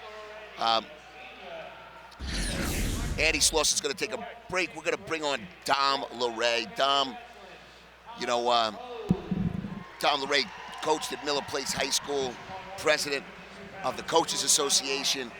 Dom, it's an unbelievable tournament. You guys really do a really good job, you know, on the coaches side of things. I know you help out tremendously with this tournament. And it's really nice because, you know, a lot of guys, even like myself, you know, we don't like to get our hands dirty with the paperwork and the administrative stuff. But guys like you really keep it all together for us. You keep us in line. You make sure all the thing is basically dummy-proof for guys like me. Yeah, well, you know, it's actually very rewarding when you go upstate and you have these at minimum 30, and we push almost 60 kids every year, and you're able to outfit them with all this stuff and do all the things you have to do. Here we go, the start of the 152-pound weight class. Billy Sims from Lindenhurst High School, 34-3. And he's up against another North Babylon wrestler, David Mealy Estrella, and he's 37-3 this year. Both of them are very talented guys. You know, Sims gets up to the States last year, Dom. Didn't place, gave him an opportunity to get that feel, get that taste of what's going on. You know, Mealy wants to get there. He wants what Sims has, you know. So tell us a little bit of what you know about these guys. I mean, you know, Sims is a very talented, lanky guy, but Estrella seems to be that banger, that goer. Yeah, I watched David at the Matatuck tournament this year, and he was just, I mean, he was on fire. I mean, there was really nobody. It was him and then everybody else. He was on top of the mountain after weigh-ins, and it was at that point, it was just obvious that everybody was competing for second place. I saw Billy a few times last year in a dual meet during the Suffolk County dual meet tournament, and he was lights out then. And then I got to watch him a little bit upstate last year, and you know, he was a competitor, fell a little short, but you know, I think if he gets back up there again, he's out of sights on the podium. No doubt about it. And when you talk about a guy like, you know, like Amelia Estrella, you know, I've seen him do a nice little attempt at a duck there. And Sims goes back with a nice attempt at an ankle pick. Here you go. This is going to be a real tight one here. Both of them are very good in this position. This is going to be a scramble. I mean, you know, that's what I'm talking about. You see right here, David's just a goer. And, you know, both the Sims brothers, this one right now, Billy, he's got that length that, you know, if you know how to use in this sport, is definitely a huge asset. You see those guys who come out for the sport, and they're just so tall, and once you teach them how to use that length and that height, it's tough to compete with. doubt about it. You know, right now I think Estrella is in a situation where he would be happy just with a stalemate right Absolutely. here. You know, that back door right there when you're that tough, if he's hanging on that ankle in that funk position, I think whoever comes out with Both the, of these guys, let me tell you something, both of these guys they're are getting really after it. tough. It doesn't look like either one of them want that stalemate. They both want two. And coming to the end of the period, oh my, what what a scramble here. here. No points, that's amazing. I mean, that's unbelievable what we just witnessed there. I mean, you know, just when you think Estrella's going to get taken down, he comes back, puts Sims in danger. You know, getting back to what I was saying about Estrella, Amelia Estrella, is I saw him a lot this year on the offseason, doing that extra work, putting that time in. And, you know, he's only 11th grader. Sims is a 12th grader. But, you know, you get a kid, when he gets a little taste of success as a sophomore, it gives him that all-in type of attitude. Absolutely, it's like throwing gasoline on on a match. It's against you're going to explode. And I think, you know, with Vinny Innes, his coach, being back in the mix again in Suffolk County, a county finalist himself back in the day, he's got nowhere to go but up. You know, absolutely, he's got nowhere to go but up. He's obviously going to be a test for Billy right now. And if he's able to get upstate this year, I definitely think he's going to end up on that podium with Billy. No doubt about it. I mean, just, you know, everything, all their accomplishments, you know, league championships, you know, county finalists for Billy, you know, league championships for David. Just these guys have been in big moments before. They're not strangers to this type of atmosphere. This is a little bit bigger, but, you know, Billy was in here last year as Billy gets an escape. Amelia Estrella gets that escape, puts the first point on the board, which is big. Because if this thing gets down to the wire, we get into an overtime situation. Absolutely, He'll get first the choice. point's always huge. You know, and I saw it a couple times during the tournament where, you know, even with some of the big guys, you want to win that flip, you want to be the first guy to get that escape. 0-0 going into the second. 99% of the time, unless you have an absolute hammer on top, you're going to take bottom. You want to get that first point. No doubt about it. Let's see, we got just about a minute here in the second period. 1-0. David Amelia Estrella. I was talking to some of the guys earlier about David, and like Greg McCoy over at Amityville, early in his coaching career, he was working with these guys over at North Babylon, and he knew back then the kid was special. I mean, a lot of people are seeing maybe his name for the first time. A lot of the new people, a lot of people only come to the county finals. But if you've been around Suffolk, like you had said, you know, definitely you know David's name. He's got 160 career wins already, and he's only in 11th grade. You know, I didn't even realize that till I got these little cheat sheets. I'm looking at the sheet right now, and I'm in absolute awe. I just couldn't believe it. I'm looking down at 160 wins, and I'm saying, wow, this kid, he's been around even though he hasn't won any county titles. And the other thing is right now, Dom, is you get these guys that are so explosive, and he's one of those guys. He could literally score in 5-6 seconds, boom, I mean, with an explosion. And here, as we come down to the end of the second period, 3-2-1. And I'm going to assume that Billy Sims is going to go down, try to tie this up and get a reversal. I mean, Billy needs to get on the board going into the third period. You know, you want to be, you don't want to be getting ridden out late in the third, down by 1, because then you're starting to go into panic mode. Get you 1 point right now, and it's a new match. You know, you get your 1 point real quick, it's a 2-minute match at this point. I mean, they're antsy. They're both ready to go. I mean, there's cautions flying everywhere tonight. You know, Dom, tell us a little bit about, before they get to the end of this match, I want to, you know, pick your brain a little bit. Tell us a little bit about the functions of the association and, you know, what we do. It is. I have a love for the sport. I guess it started way back when in high school. A mediocre wrestler at best, just watching guys, class acts like Bill Santoro and Coach Anthony Melfi. Just everything they do is not for your own personal record, your own coaching record, but every decision you make, every act you do, will your students and your athletes on your team benefit from what you're doing. And the same thing goes for it as a role in the executive board, being lucky enough to be president of all you guys, is to know that every decision we make, whatever, every dime we spend, every function that we do is for the benefit of Suffolk County Wrestling. And I take a little bit of pride. I don't really like to talk about it a lot, knowing that we've been dominant again, back up on top upstate for 4 or 5 years. And it's, you know, we go upstate and we just absolutely run the table. And to say you're a part of that is just an amazing thing. Well, I can tell you, you know, me for one, and I know a lot of people share the same kind of feelings, is that we really appreciate the work that you do. We appreciate the function that you serve for us. And thank you. And we really, you make our lives a little easier. During the season, we have a lot of things going on, and you keep it all together, and we really appreciate it. And that's one of the reasons why I wanted to bring you on for one of these matches tonight, because I wanted people to know kind of, there's a lot of things that go on behind the scenes. It's not just this match. It's a lot of things with coaches and the setup and the administrators and the board and guys that do a lot. Matt DiVincenzo, the chairman, and Bobby Panarello, who's been on tonight. Huge. Guys like that have given so much of themselves with nothing, asking nothing in return. And you're one of those guys, so I wanted to bring you on here, Dom. And there's so many other guys. I mean, Paul Bass has been like my consigliere, my confidant for years. Billy DeSario, who retired for the second time last year, was great. Mike Kaczynski's a great guy to lean on. New member of the board, Mike McLaughlin over at Deer Park. Always a class going on over there. As we wind down here, though, this is Billy's got to get out. Let me tell you something. Mealy's scrambling. We let this whole period go by, but Mealy, it's 10 seconds left. 10 seconds of riding right here. It's potentially dangerous. You got 7 seconds left in this match with Estrella up 1-0. 1-0 with 7. Billy's got to go.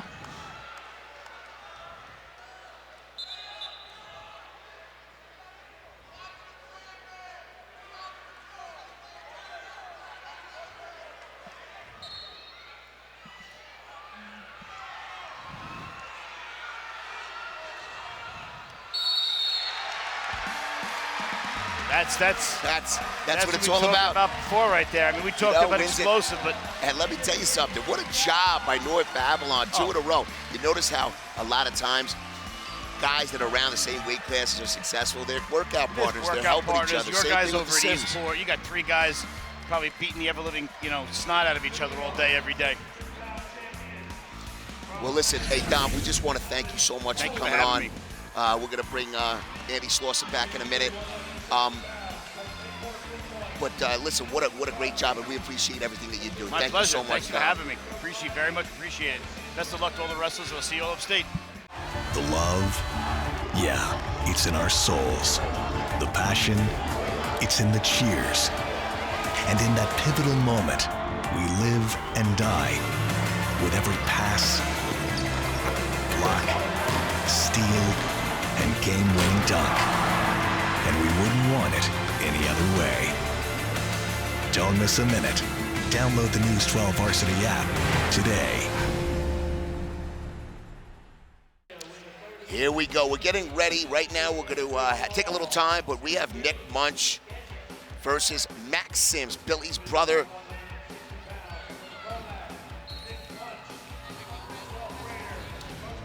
Right now, here we are. 160-pound final.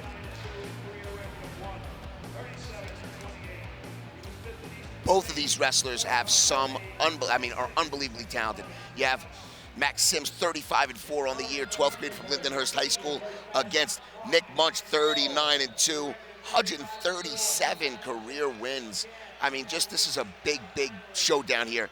Everybody's been talking about this the whole tournament. Matter of fact, we spoke about this matchup earlier also. A nice shot by Munch. And Sims comes immediately to that funk position.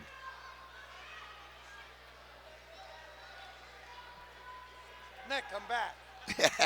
I said you were coming back, but I basically hogged the mic on you there, Andy. I need you, man. I need you. I need you to lead me. Is that a thrilling match? North Bat gets 2 champs in the same year for the first time ever. Brian Uvina picked a good year to retire. He's going out on top. You don't see too many 1-0 matches.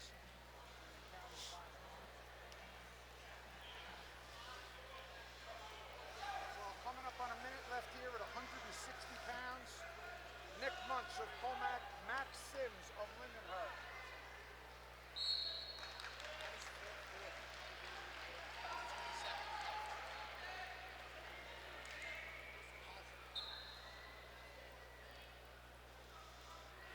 Seconds left, still scoreless.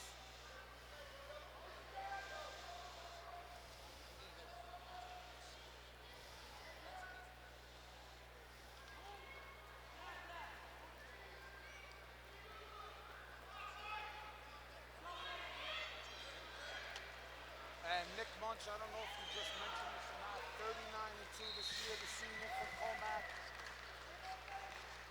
Max Sims was a wild card last year into the state tournament, didn't place, looking to go back upstate. Munch had shot that takedown, but Sims hit the switch. Munch on a single again. 5 seconds left.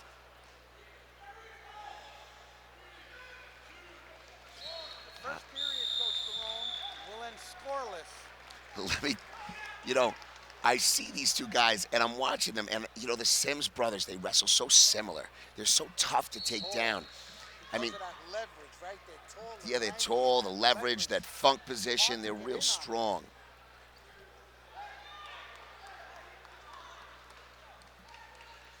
So, Nick Munch and Comac will start in the down position as we start the second period.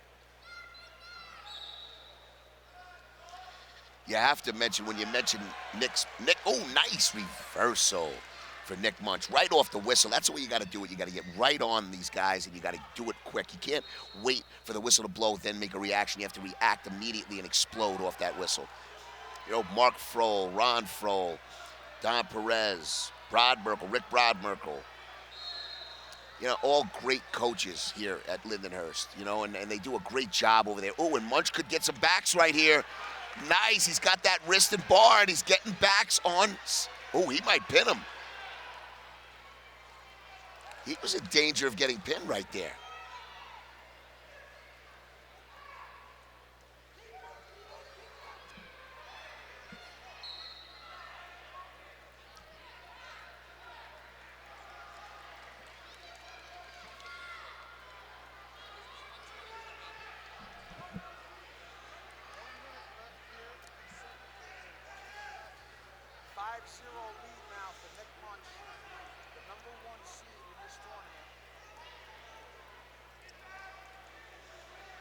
Over on the Comac side, you got Mike Gershio. Another turn for Munch. Munch is a hammer on top.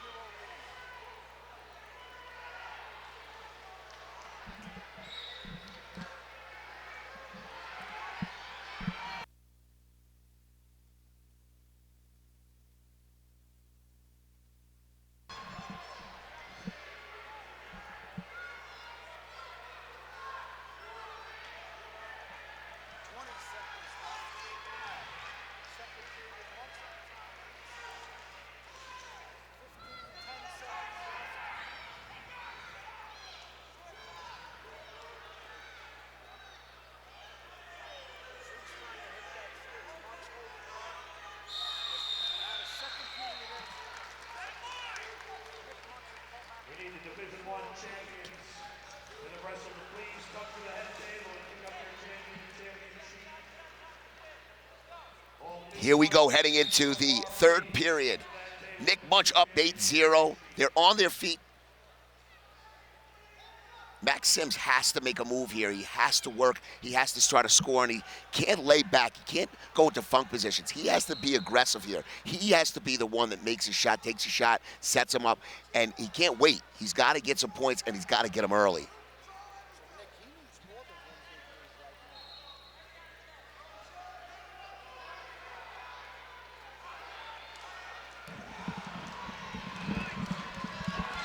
And there's a takedown for Munch.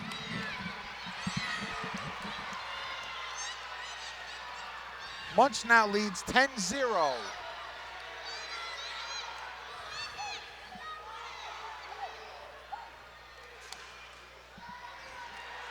Munch is I mean, he has a dominant performance. Less than a minute left.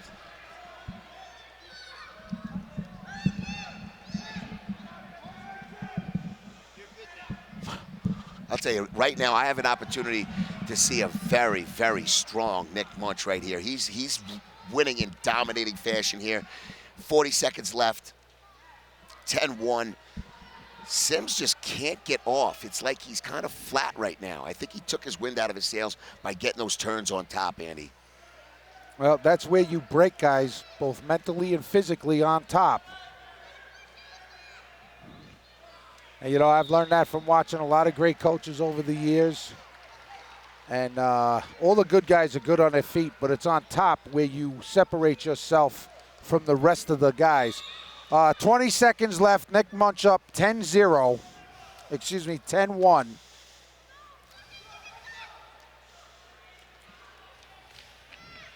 And Nick Munch of Colmac is going to be your 160-pound champion in Suffolk County Division I with a 10-1 victory over Max Sims of Lindenhurst.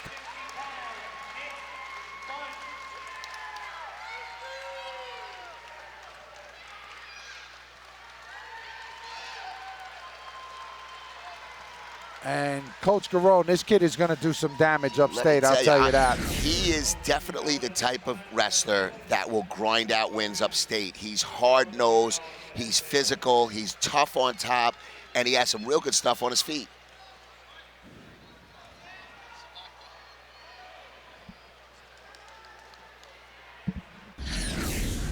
And so at 170 pounds, top-seeded Joe Iden of Sachem East, the senior with a 35-3 record, going against undefeated Zach Anskowitz of Glen, 26-0. So here we go with 170 pounds. Joe Iden of Sachem East, Zach Anskowitz of John Glenn. And Ankiewicz took a shot right off the whistle neck, trying to establish something.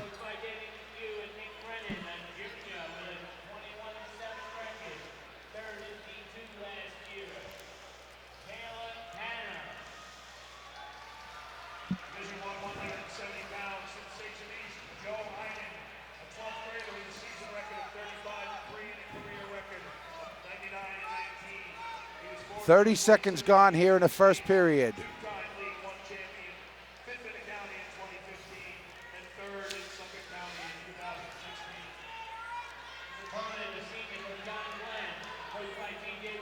Nice defense by Joe Iden. Almost got that little butt drag in there. Anskowitz taking shots, staying on the offensive. Roy Scott, the official for this match. Bobby Kizis, the side judge. One of the outstanding young officials in Section 11. Coming up on a scoreless 1 minute into this match at 170 pounds. Suffolk County Section 11 Division I Finals. 45 seconds left in the first period. You know, Iden has some good defense. I mean, he's got his hips back. Anskowitz is very good offensively, and he's kind of running into a stone wall here. 35 seconds left in the first period. And Nick, I'll tell you what, after watching all of these guys wrestle so far in the first 10 weight classes, I think Section 11 is going to have an outstanding team going upstate. A lot of people were bashing Section 11. You know, they've won it 8 years in a row in the sectional team scoring in Division I. There's a lot of great kids, not just the champs, but the runner-ups and the third-place kids going upstate. I'm very proud of this team so far, very proud. And I got news for you, even some of the guys that took a loss in the finals, I think if they get wild cards, they could do some damage. So 3 seconds. First period almost comes to a close. 2 seconds left, scoreless.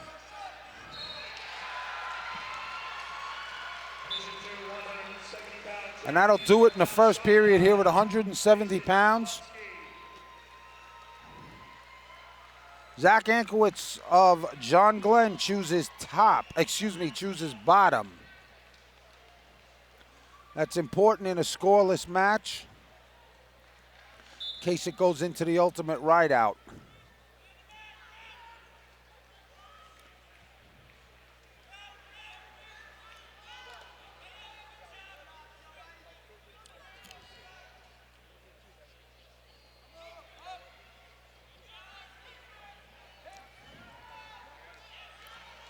And Anskowitz gets the escape 20 seconds into the second period.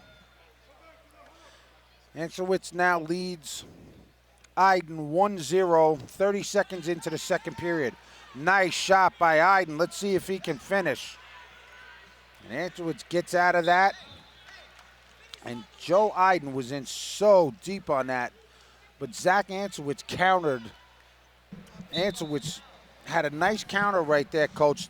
Get out of that little scramble. Still 1-0. He's leading Joe Iden. I mean, that was unbelievable.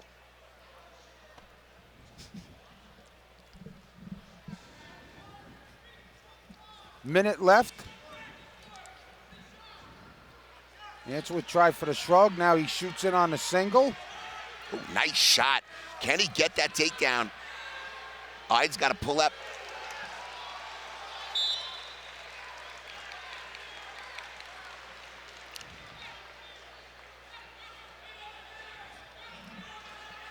That's a very controversial. Listen to me. I have no skin in the game in this match, but that was a very controversial call. I mean, he never had his foot on the mat. He had hand control. He was down on one hand, but he never had hand control. I mean, right now, this is a county championship. This is a county final. You got to get it right.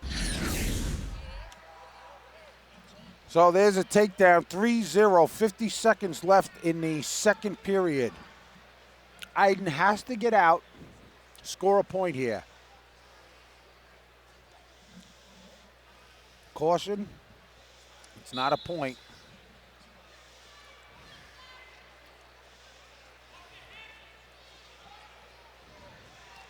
Right now, Iden should just run and kick because that's really stalling right there if he runs and kicks.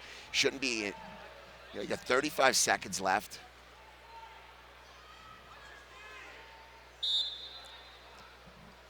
Good call by Roy Scott.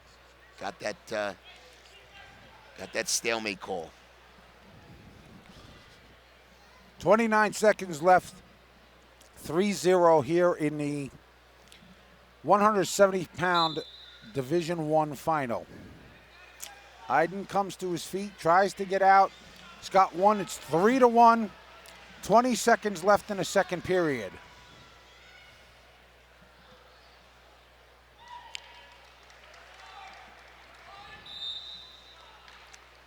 It's a big point because Iden goes down in the third period. He gets out. It's a 3-2 match.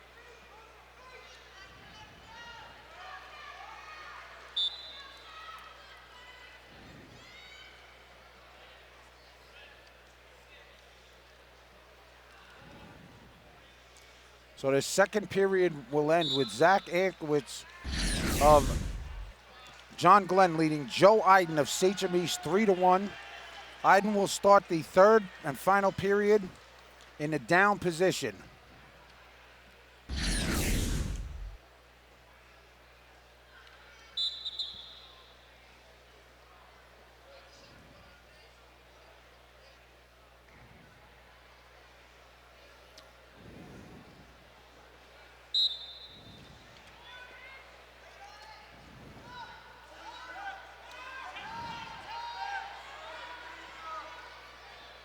It's a little funk that didn't score anything, Coach.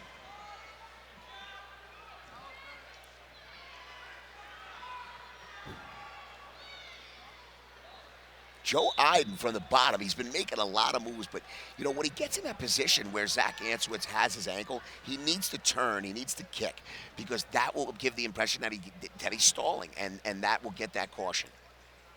Minute 38 seconds left in the period. We've seen some outstanding matches tonight.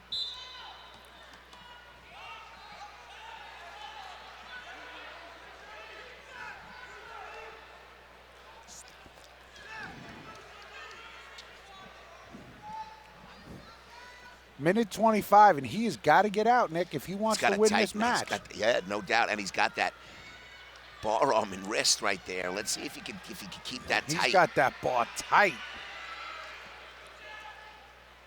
Joe Iden is strong as an ox. And Zach Antrowitz, remember when he started wrestling in 7th grade? He was a little kid. He was, 106 pounds or something. Now he's turned into probably like 90-something. Turned into a big, strong kid now. 5 years later, you see him. 50 seconds left. Still 3-1. This kid is tough on the top, Coach. Anselwitz looks up at that clock. He knows he's smart. He saw 40 seconds. Got to hold him as long as he can. 30 seconds left, Coach. He's got that bar and wrist, Anselwitz. He's trying to ice it with a nice little turn here, but Hyde's just very, very tough. I mean, he's just a strong wrestler. You watch Anselwitz work on top. Boy, is he tough on the top. Jumps from side to side. That's a stalemate. Referee declares a stalemate when he thinks that neither wrestler can gain an advantage. Coaches for Sachem East, Isaac Ramaswamy, Sean O'Hara, Dave Cruz, Chris DiIorio, great guys. And, you know, on the other side, you got a bunch of great coaches there, too, with John Glenn, TJ Brocking, Pete Esposito, Nick Turdick, Mike Bosco. Bosco, I'm sorry. That's all right, Timmy Severelli. And Zach Anselwitz is going to win the 170-pound final 3-1. Very impressive performance by Zach Anselwitz. From John Glenn High School. You know, sometimes you don't need a 7, 10, 8, 9, 10-point win. That's a solid win against a solid wrestler right there, 3-1 for Anselwitz.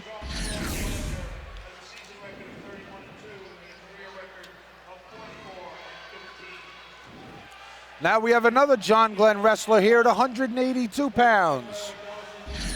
Joe Franzese of John Glenn, a junior, 34-3, wrestles AJ Batista from Copeg, a senior with a record of 34-2, 99 career wins.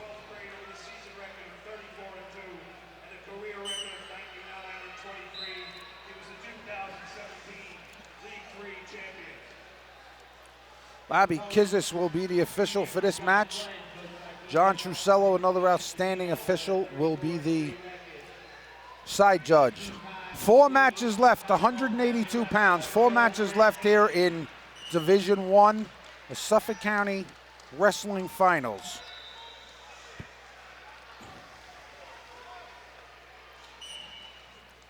You know, I just want to say real quick while we got an opportunity, thank you to News12Varsity.com for putting this on the air and giving these kids, these young men, these young student athletes the opportunity to get this exposure and have an opportunity to have things done in a professional way on television. They do a great job. Our producer, Tom Schnoz, our cameraman, is a great guy to work with. He always does an awesome job.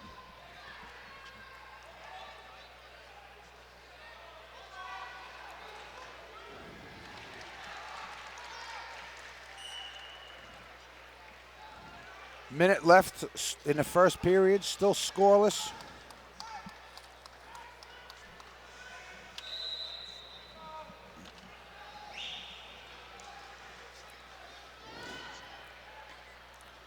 We'd also like to thank Patrick McCormick for being part of the team today on our telecast. Sorry, I said the score. It was scoreless. AJ Batista had the takedown, and Joe Franzese gets the escape. So it's 2-1, Batista winning.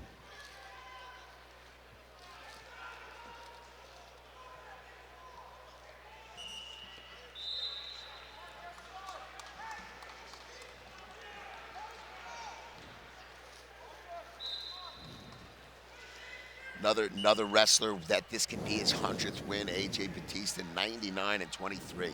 It's good. Could you imagine? Ooh, nice shot. Nice single leg. Can he cut off?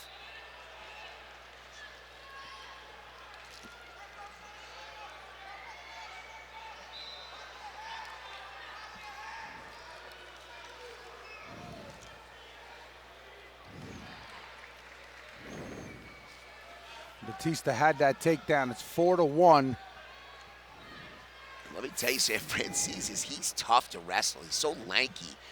You know, I had an opportunity, one of my guys had an opportunity to wrestle him in the first or second round of this tournament, and he's just tough as nails. So that'll end the first period with AJ Batista of Copeg in the lead, 4-1.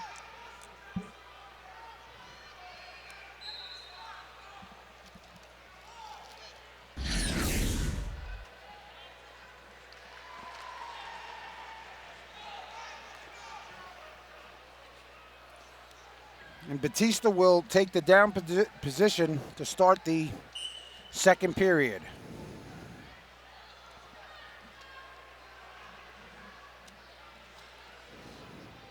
Batista better be careful here.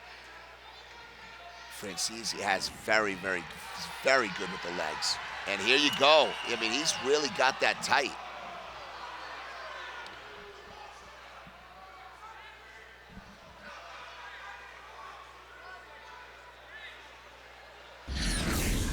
So here we go, 1:44 left in the second period. Ankowitz on, excuse me, Joe Francesi of Glenn on top.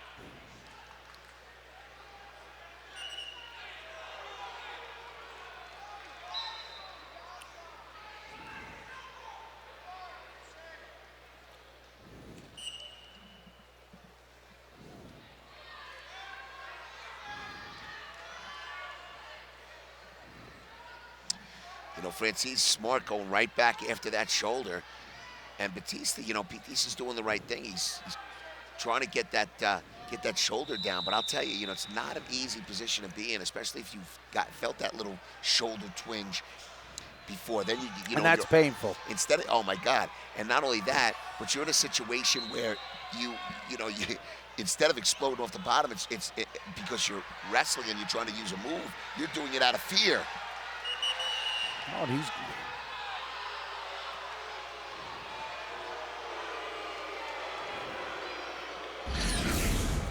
so. Ladies and gentlemen, I ask that you show appropriate sportsmanship throughout the contest tonight, regardless of the situation. AJ Batista, you can see he's in obvious pain.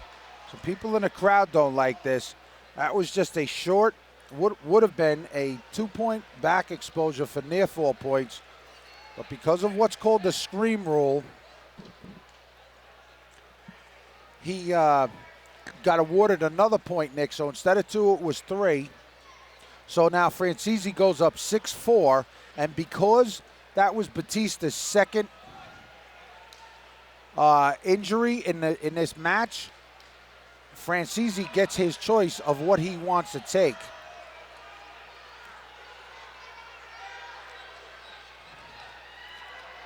And he chooses to remain on top. I mean, why not? I would too. He's put him on his back twice.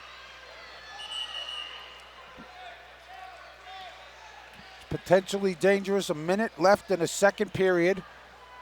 Joe Francesi of John Glenn leads AJ Batista. And that was the third caution by Francesi, which he's awarded a point. Which gives a penalty point.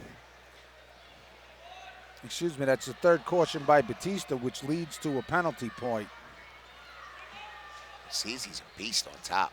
I mean, I'm watching it, what he's doing to Batista, and Batista's got to get out of bottom. I mean, that's not a good position to be in.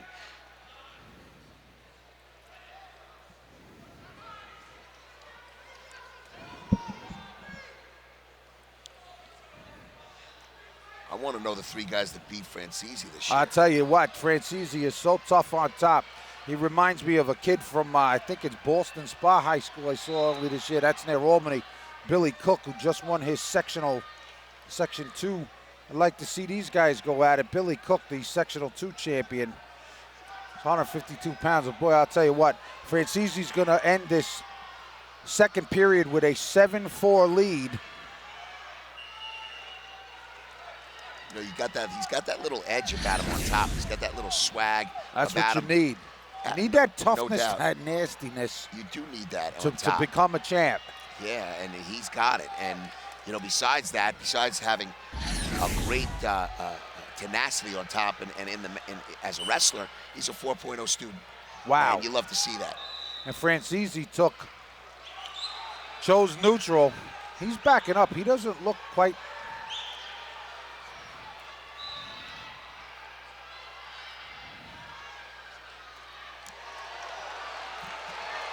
Wow, that was a slick takedown.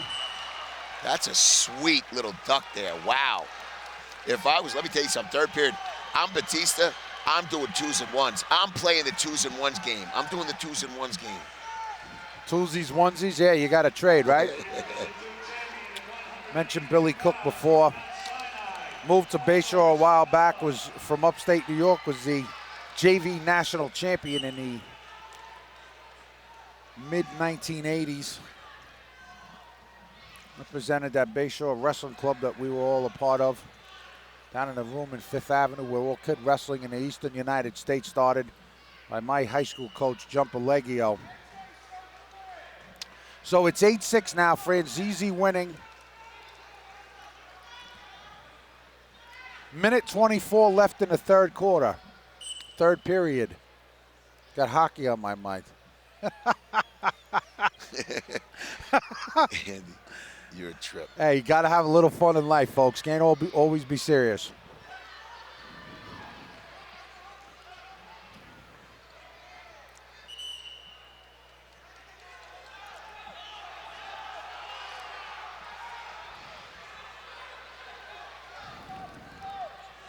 Minute 6 seconds left.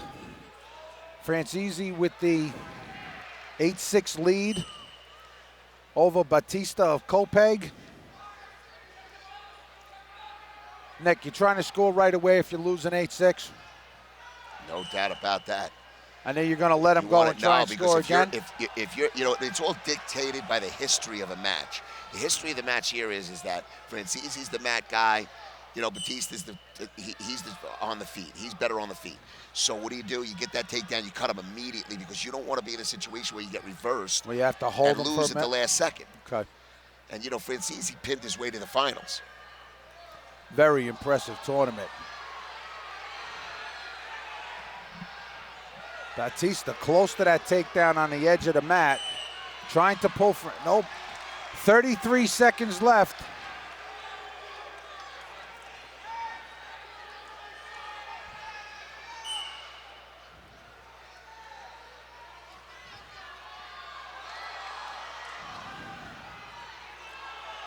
Franzese trying to hold on. Batista trying to get that tying takedown. 15 seconds left.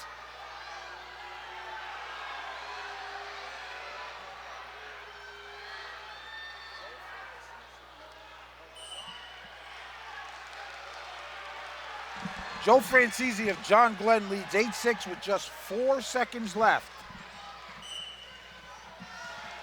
And Franzese's gonna win it. So John Glenn gets back-to-back Suffolk champions.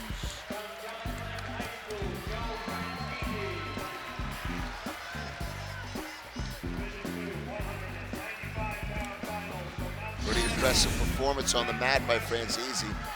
And you know what? Batista had his moments.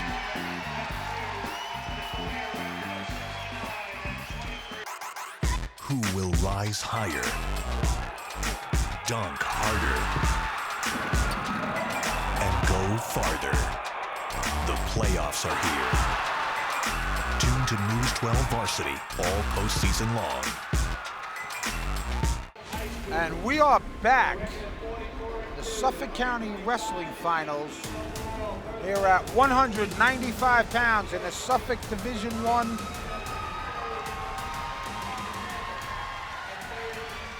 We are back here on News 12 Varsity. 195 pounds, Andy Slauson with Nick Garone. And Nick, we've seen some great matches, and this should be another at 195 pounds. This is going to be a war.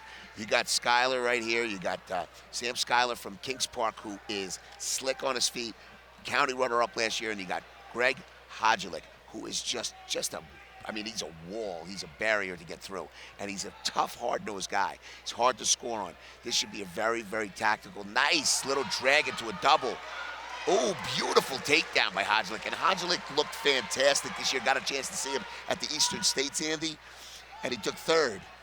Awesome tournament he had. And he is 44-2 this year. Sam Skyler is 36-0. He has not lost this year. Skyler gets the escape. It is now 2-1 in favor of Hodgelik.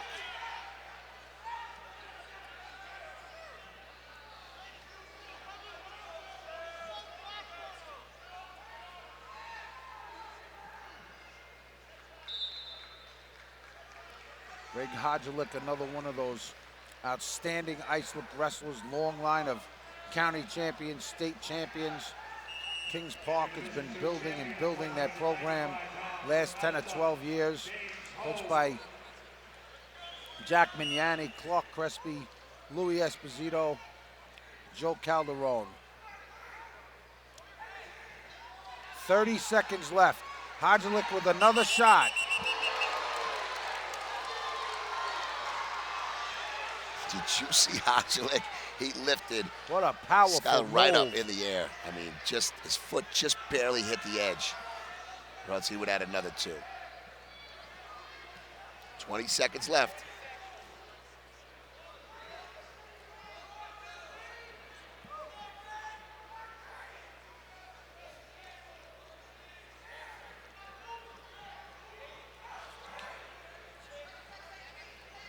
And so that will do it for the first period. Greg Hodgelik of Islip with the 2-1 lead.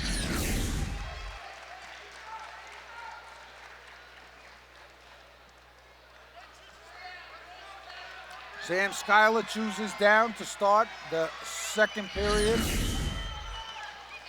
And Coach, you thought that this was going to be one of the better matches. You talked about this match, the power of these guys. Boy, Schuyler got right out in 8 seconds to tie the match at 2-all. Got a chance to wrestle against both these kids this year, and all year they were considered the 1 and 2 in the county in the weight. And they got a combined record of 80-2. That's pretty good.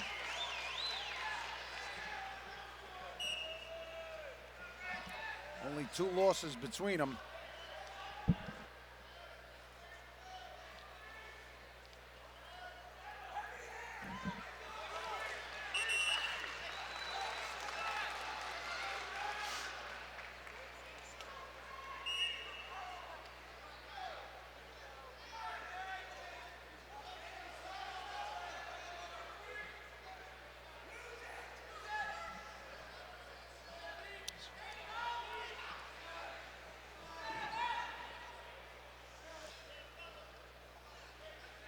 Oh, nice snap down by Hodgelik. Right now they're hand fighting. They're trying to get each other out of position.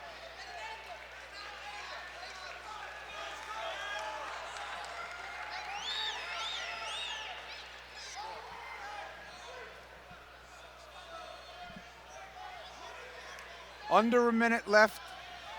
Still tied 2-2. 195 pounds Suffolk Championship. Schuyler in on that shot. This is a big takedown right here. Huge. Big takedown.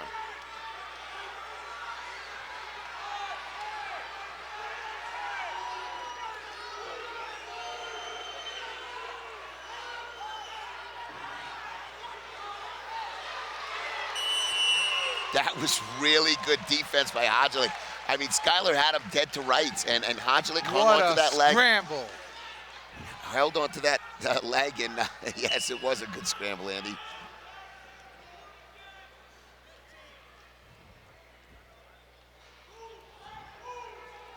That's why you watch the matches, to see stuff like that. 5 seconds left. And that will end the second period, 195 pounds, tied 2-2. Sam Schuyler of Kings Park, the #1 seed. Greg Hodgelik of Islip, the #2 seed.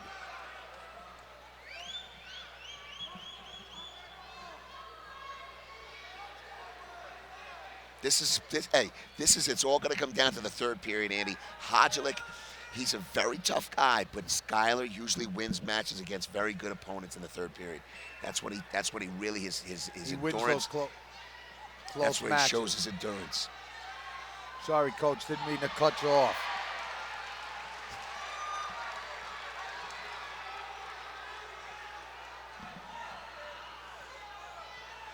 Hodgelik gets that escape, but Schuyler shoots in. Now Hodgelik in that low single. Nice takedown. Oh, beautiful takedown by Hodgelik. That's 2 right there. Hodgelik now scores 3 quick points, and he gets warned for stalling right away. Minute 25 left. The reason for that was he had his leg pinned against, up against his butt, basically. It wasn't that he was necessarily stalling, it was that he had his leg pinned. You got to release that. You can't have it more than 5 seconds. Attempt to change the position, correct?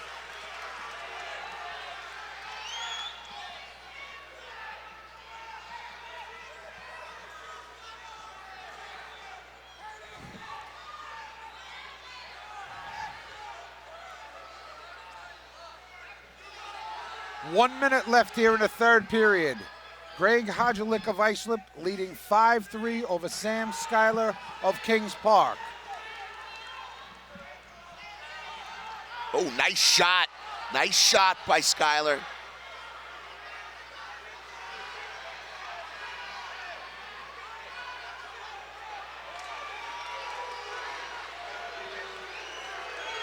Sue ties it up.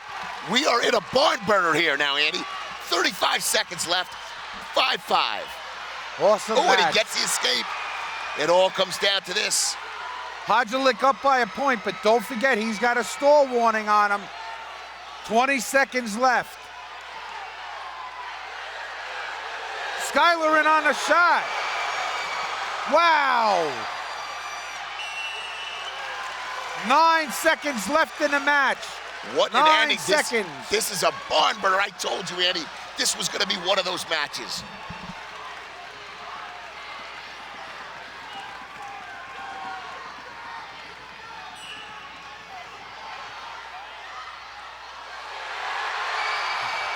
And Schuyler's going to win the county championship at 195 pounds. That was an 10-6. unbelievable finish right there by Schuyler.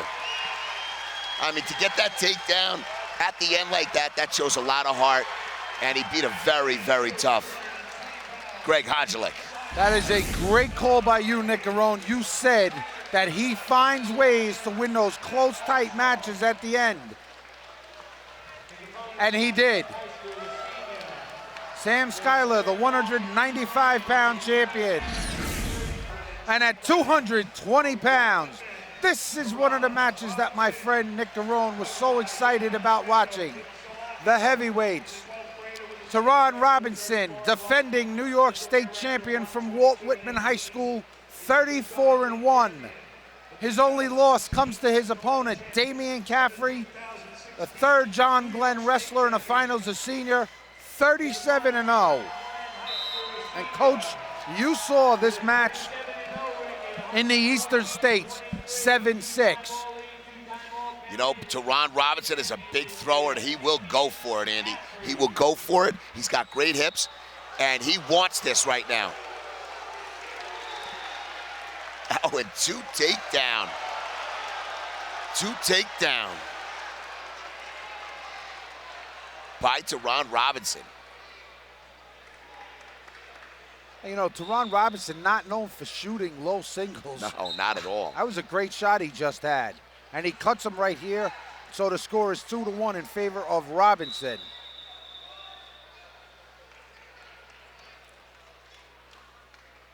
Timeout.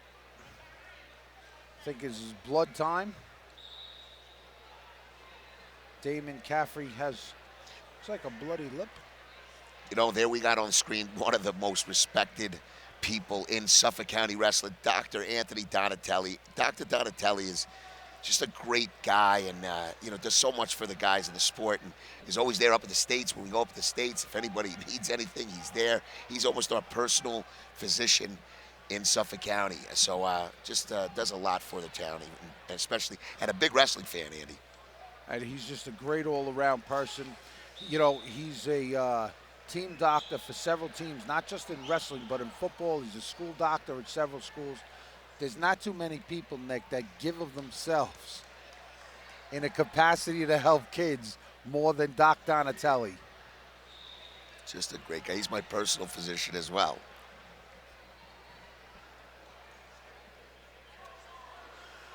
Nick and I, Andy Slauson and Nick Aron, have so much fun on these broadcasts. It just, they're a lot of fun. Exciting to do them.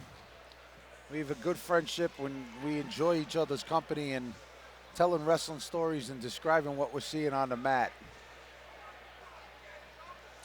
You know, getting back to what we were talking about in the opening, Andy, just this is one of those matches that a lot of the people at the buzz around Suffolk Community College Brentwood campus, the buzz this weekend was about this match. How Teron Robinson, state champion, lost to Damon Caffrey at the Eastern State Finals. And you know what?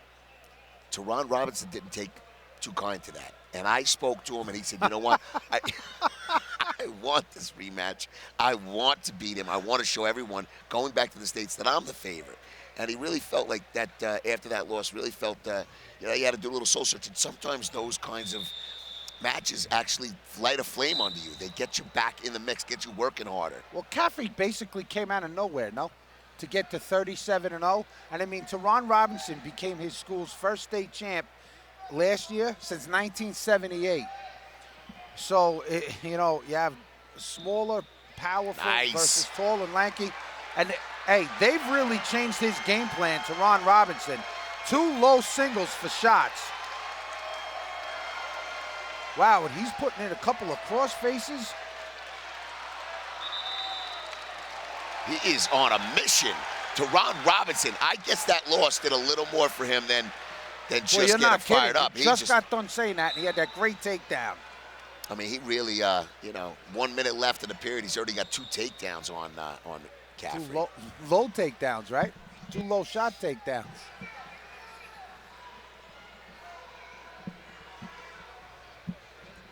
Well, Nick, I know you've told me in the past, you said it wasn't good for you, but you've told me that when guys are defending a county or a state title, that a loss earlier in the season can motivate them, and it sure looks like it has with Robinson. You know, sometimes you really do get complacent. You kind of rest on your laurels. You rest on the fact that you've had that success, especially a state title. And sometimes you need a little wake-up call. You need somebody to kind of challenge you. You know what happened this year to Adam Buziello in the Eastern State Championships. He lost to one of the guys that were ranked in the top 5 in the country from Connecticut. You know, his record is, I think, 42-1. But let me tell you something. He came back from the Eastern States, and he was a different person. I mean, listen, he always works hard. Right. And he's always got his nose down, and he's always right, doing the right thing. But that actually showed him, hey, listen, you know, we need to keep working. We got a lot more work to do.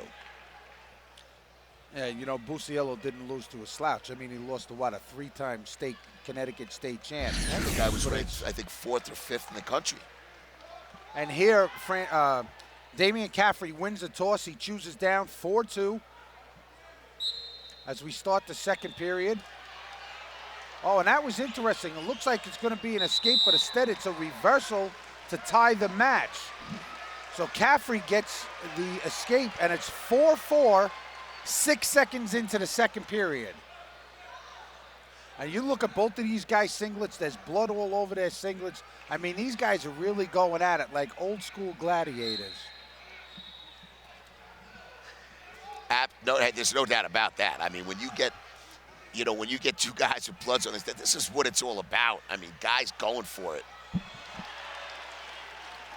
Robinson with that escape makes it 5-4. 5-4 Robinson with the escape now. Minute and a half into 30 seconds, minute and a half left in the second period. And Nick, you said that this might be the most exciting match. 2 big guys throwing each other. You said it was not going to be low scoring. No, not only that, but, you know, a lot of times 2 20-pound matches, you know, you little tie-ups, pushing back and forth. These 2 wrestlers are not that type of wrestlers. They're very athletic. They're very explosive. And they're point scorers. They will take a shot. They will try to score for 6 minutes. And, you know, sometimes you get those heavyweight matches where you don't have that. Right now we have another blood timeout.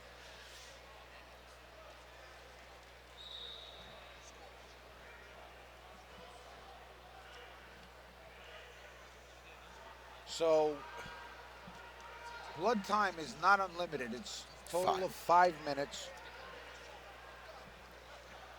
Doc Donatelli out there again with the Glenn trainer. Caffrey looks like he split his lip. Sometimes those things are very difficult to clear up during a match. So,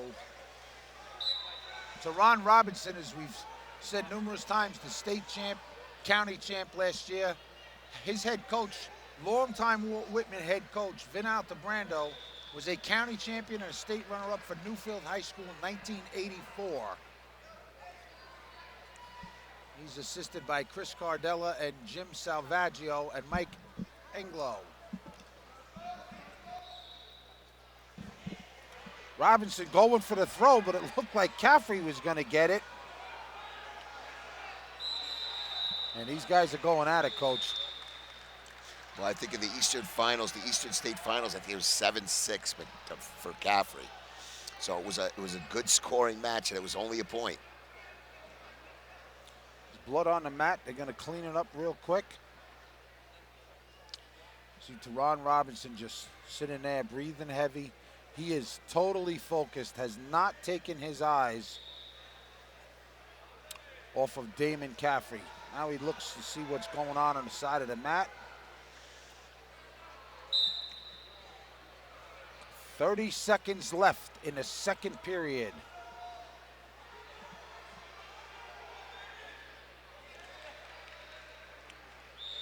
Teron Robinson of Walt Whitman High School in the white singlet.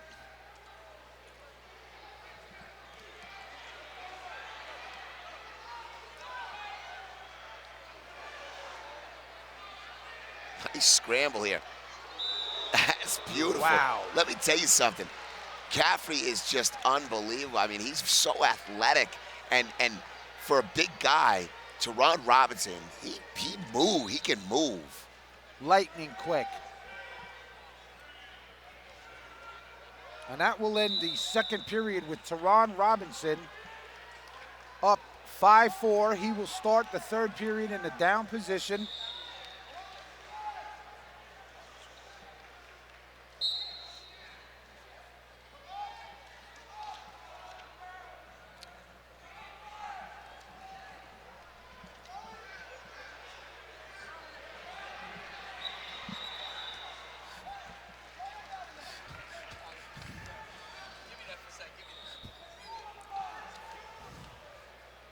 Make sure coaches pick up their OW ballot, please.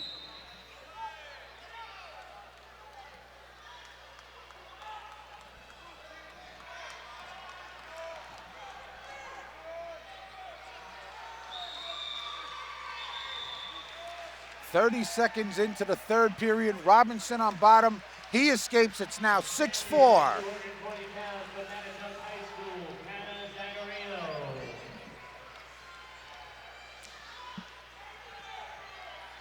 Teron Robinson definitely needs a takedown right here to ice this thing up.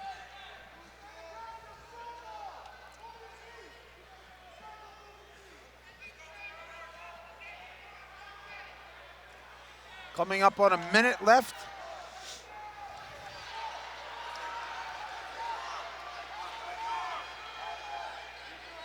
It's hard to score on those big guys, isn't it, Coach? And he's very tall. McCaffrey's very tall. He got that takedown you were talking about. 45 seconds left. Caffrey escapes. It's now 8-5 with 40 seconds left. Now Caffrey has to be the hunter and go after him. 36 seconds left. Teron Robinson of Walt Whitman with the 8-5 lead over Damon Caffrey of John Glenn.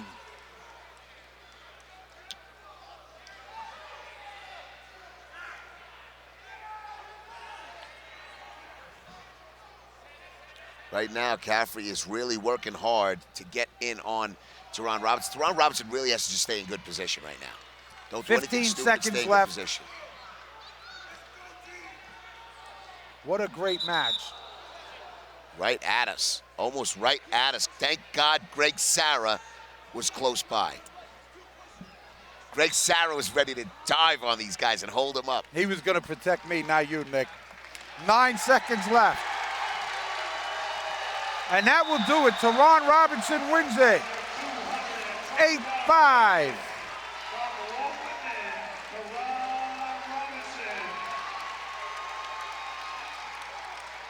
Teron Robinson, a two-time Suffolk County heavyweight champion from Walt Whitman High School. Came back strong on that. Came back strong on that loss.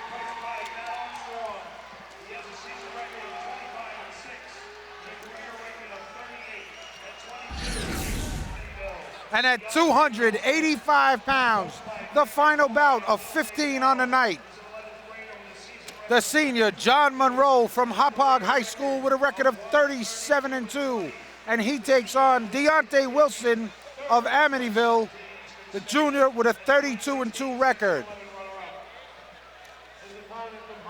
John Monroe, rumor has it John Monroe weighed 330 pounds prior to the season. He's a big kid, and I'll tell you 45 what. pounds to make weight, and he's had an incredible season. And Hauppauge coaches say he's probably the best athlete in their room at 285, 87 I was talking pounds. with Coach Nick Moriello, one of the assistant coaches. Great family, great wrestling families, you know.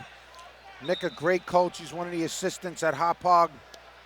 And he was saying exactly that this kid is such a talented athlete for a big guy. Well, you look at Deontay Wilson, huge kid, 32-2, second year in a row he's in these finals. Deontay Wilson, I mean, he's a specimen, and he's only an 11th grader. I saw this kid a couple years ago when he was in 9th grade. I was like, wow, who is this kid? And that shoulder's bothering him, Coach Coronas. He walks away a little bit.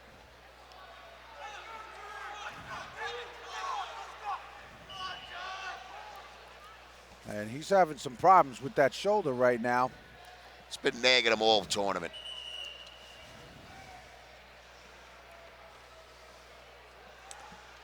And you know, Nick, they say that that's a painful thing to wrestle when your shoulder, when you can't raise it above your, you know. No, you know, listen, you use your shoulder in wrestling to snap guys down, take shots, everything. I mean, it just, it's a very, you know, really any body part in wrestling is tough to wrestle with. I mean, knees, elbows, you're using everything. Minute left in the first period, scoreless, between Deontay Wilson of Amityville and John Monroe of Hauppauge.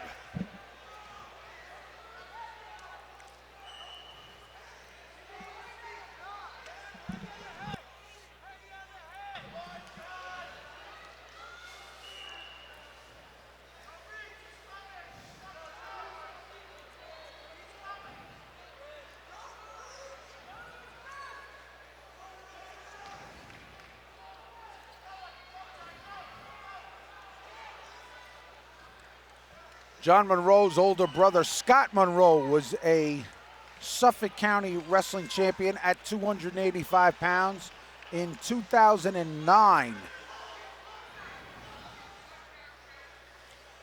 And their brother, Austin Monroe, was an all-county wrestler. Super tough kid. Graduated in 2013. So Big John comes from good bloodlines.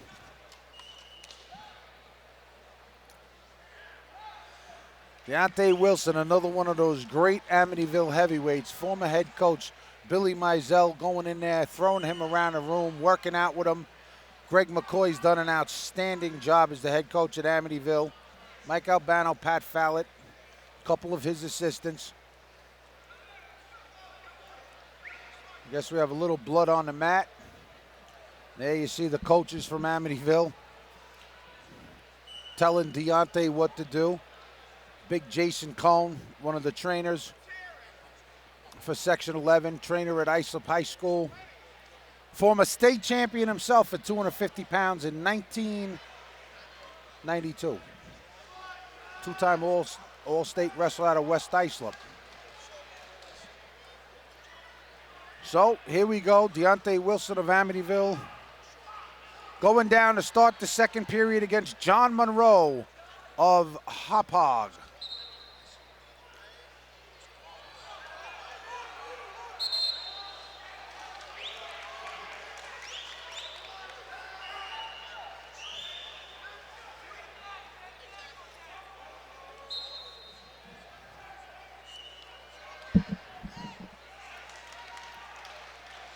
escape from Deontay Wilson with about a minute and 50 seconds left in the second period. Right away, gets that escape right away, which is good because now he can press him, he can work, and he can try to get that takedown.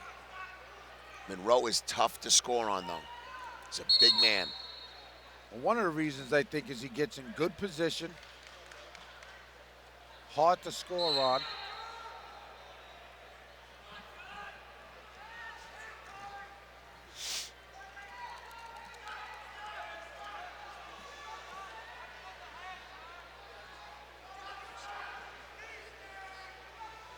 A lot of times the heavyweights don't shoot on each other because they don't want to get caught underneath all of that weight. You know, if you watch college matches, a lot of their scoring is all to the outside. Swing singles, snatch singles, snap downs, everything you're right. That's not going to get them in a position to get out underneath. I know, I was one of those big guys, and you don't want to get caught underneath there. It's a little, you know, big guys like us don't move our body the way a person that your weight would do it. It's just different sport sometimes. 40 seconds left. Deontay Wilson winning 1-0 here at the 280-pound final.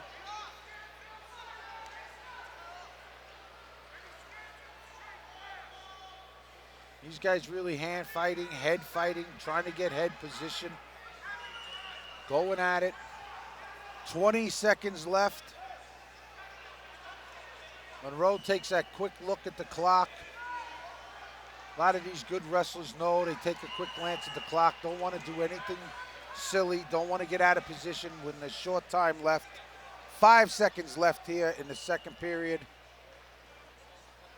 And that's going to end the second period with Deontay Wilson of Amityville leading John Monroe of Hauppauge 1-0.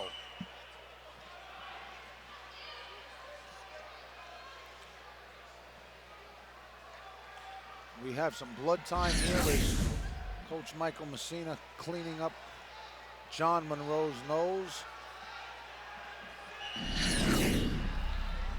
So John Monroe will take down as we start the third and final period of this 285-pound final.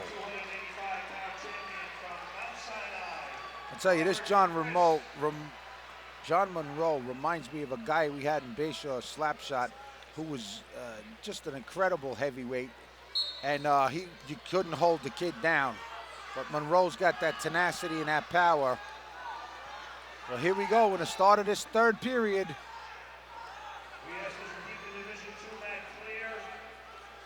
No spectators are permitted inside the roped area. Please adhere to security guards' directions for the award ceremony.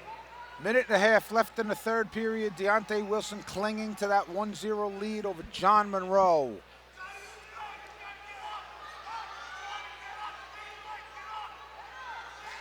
Deontay Wilson is tough. He's just a big boy.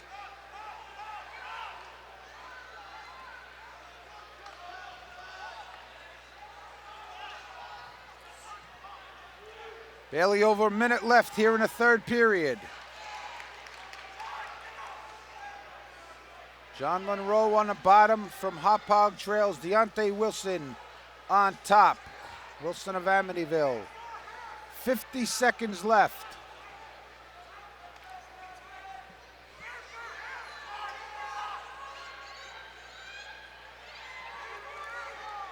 "45 seconds left. Neither wrestler doing much in this. Wilson hopping back and forth, side to side, holding on to that wrist.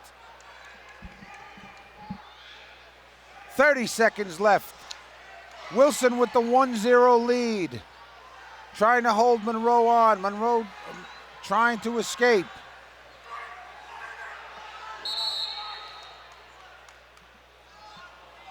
"17 seconds left. John Monroe has to use that now, try and get out after they clean up his nose. You know, I just want to say something about the coaches here. Wrestling coaches, they help instill lifetime character traits in young people. and they serve them well. The most important, not only the game, but in life, and the things that these coaches instill in these young men. And I just want to, you know, to my colleagues and the people that I work with all the time and watching these guys, I don't see a lot of them. I see them at the county tournament. Just want to thank them for everything they do for these young men. They mold young men, that's for sure. 15 seconds left. Monroe desperately trying to get out. Wilson trying to hold him down. Monroe takes a last look at the clock. And Deontay Wilson is going to win the Suffolk County Championship at 285 pounds.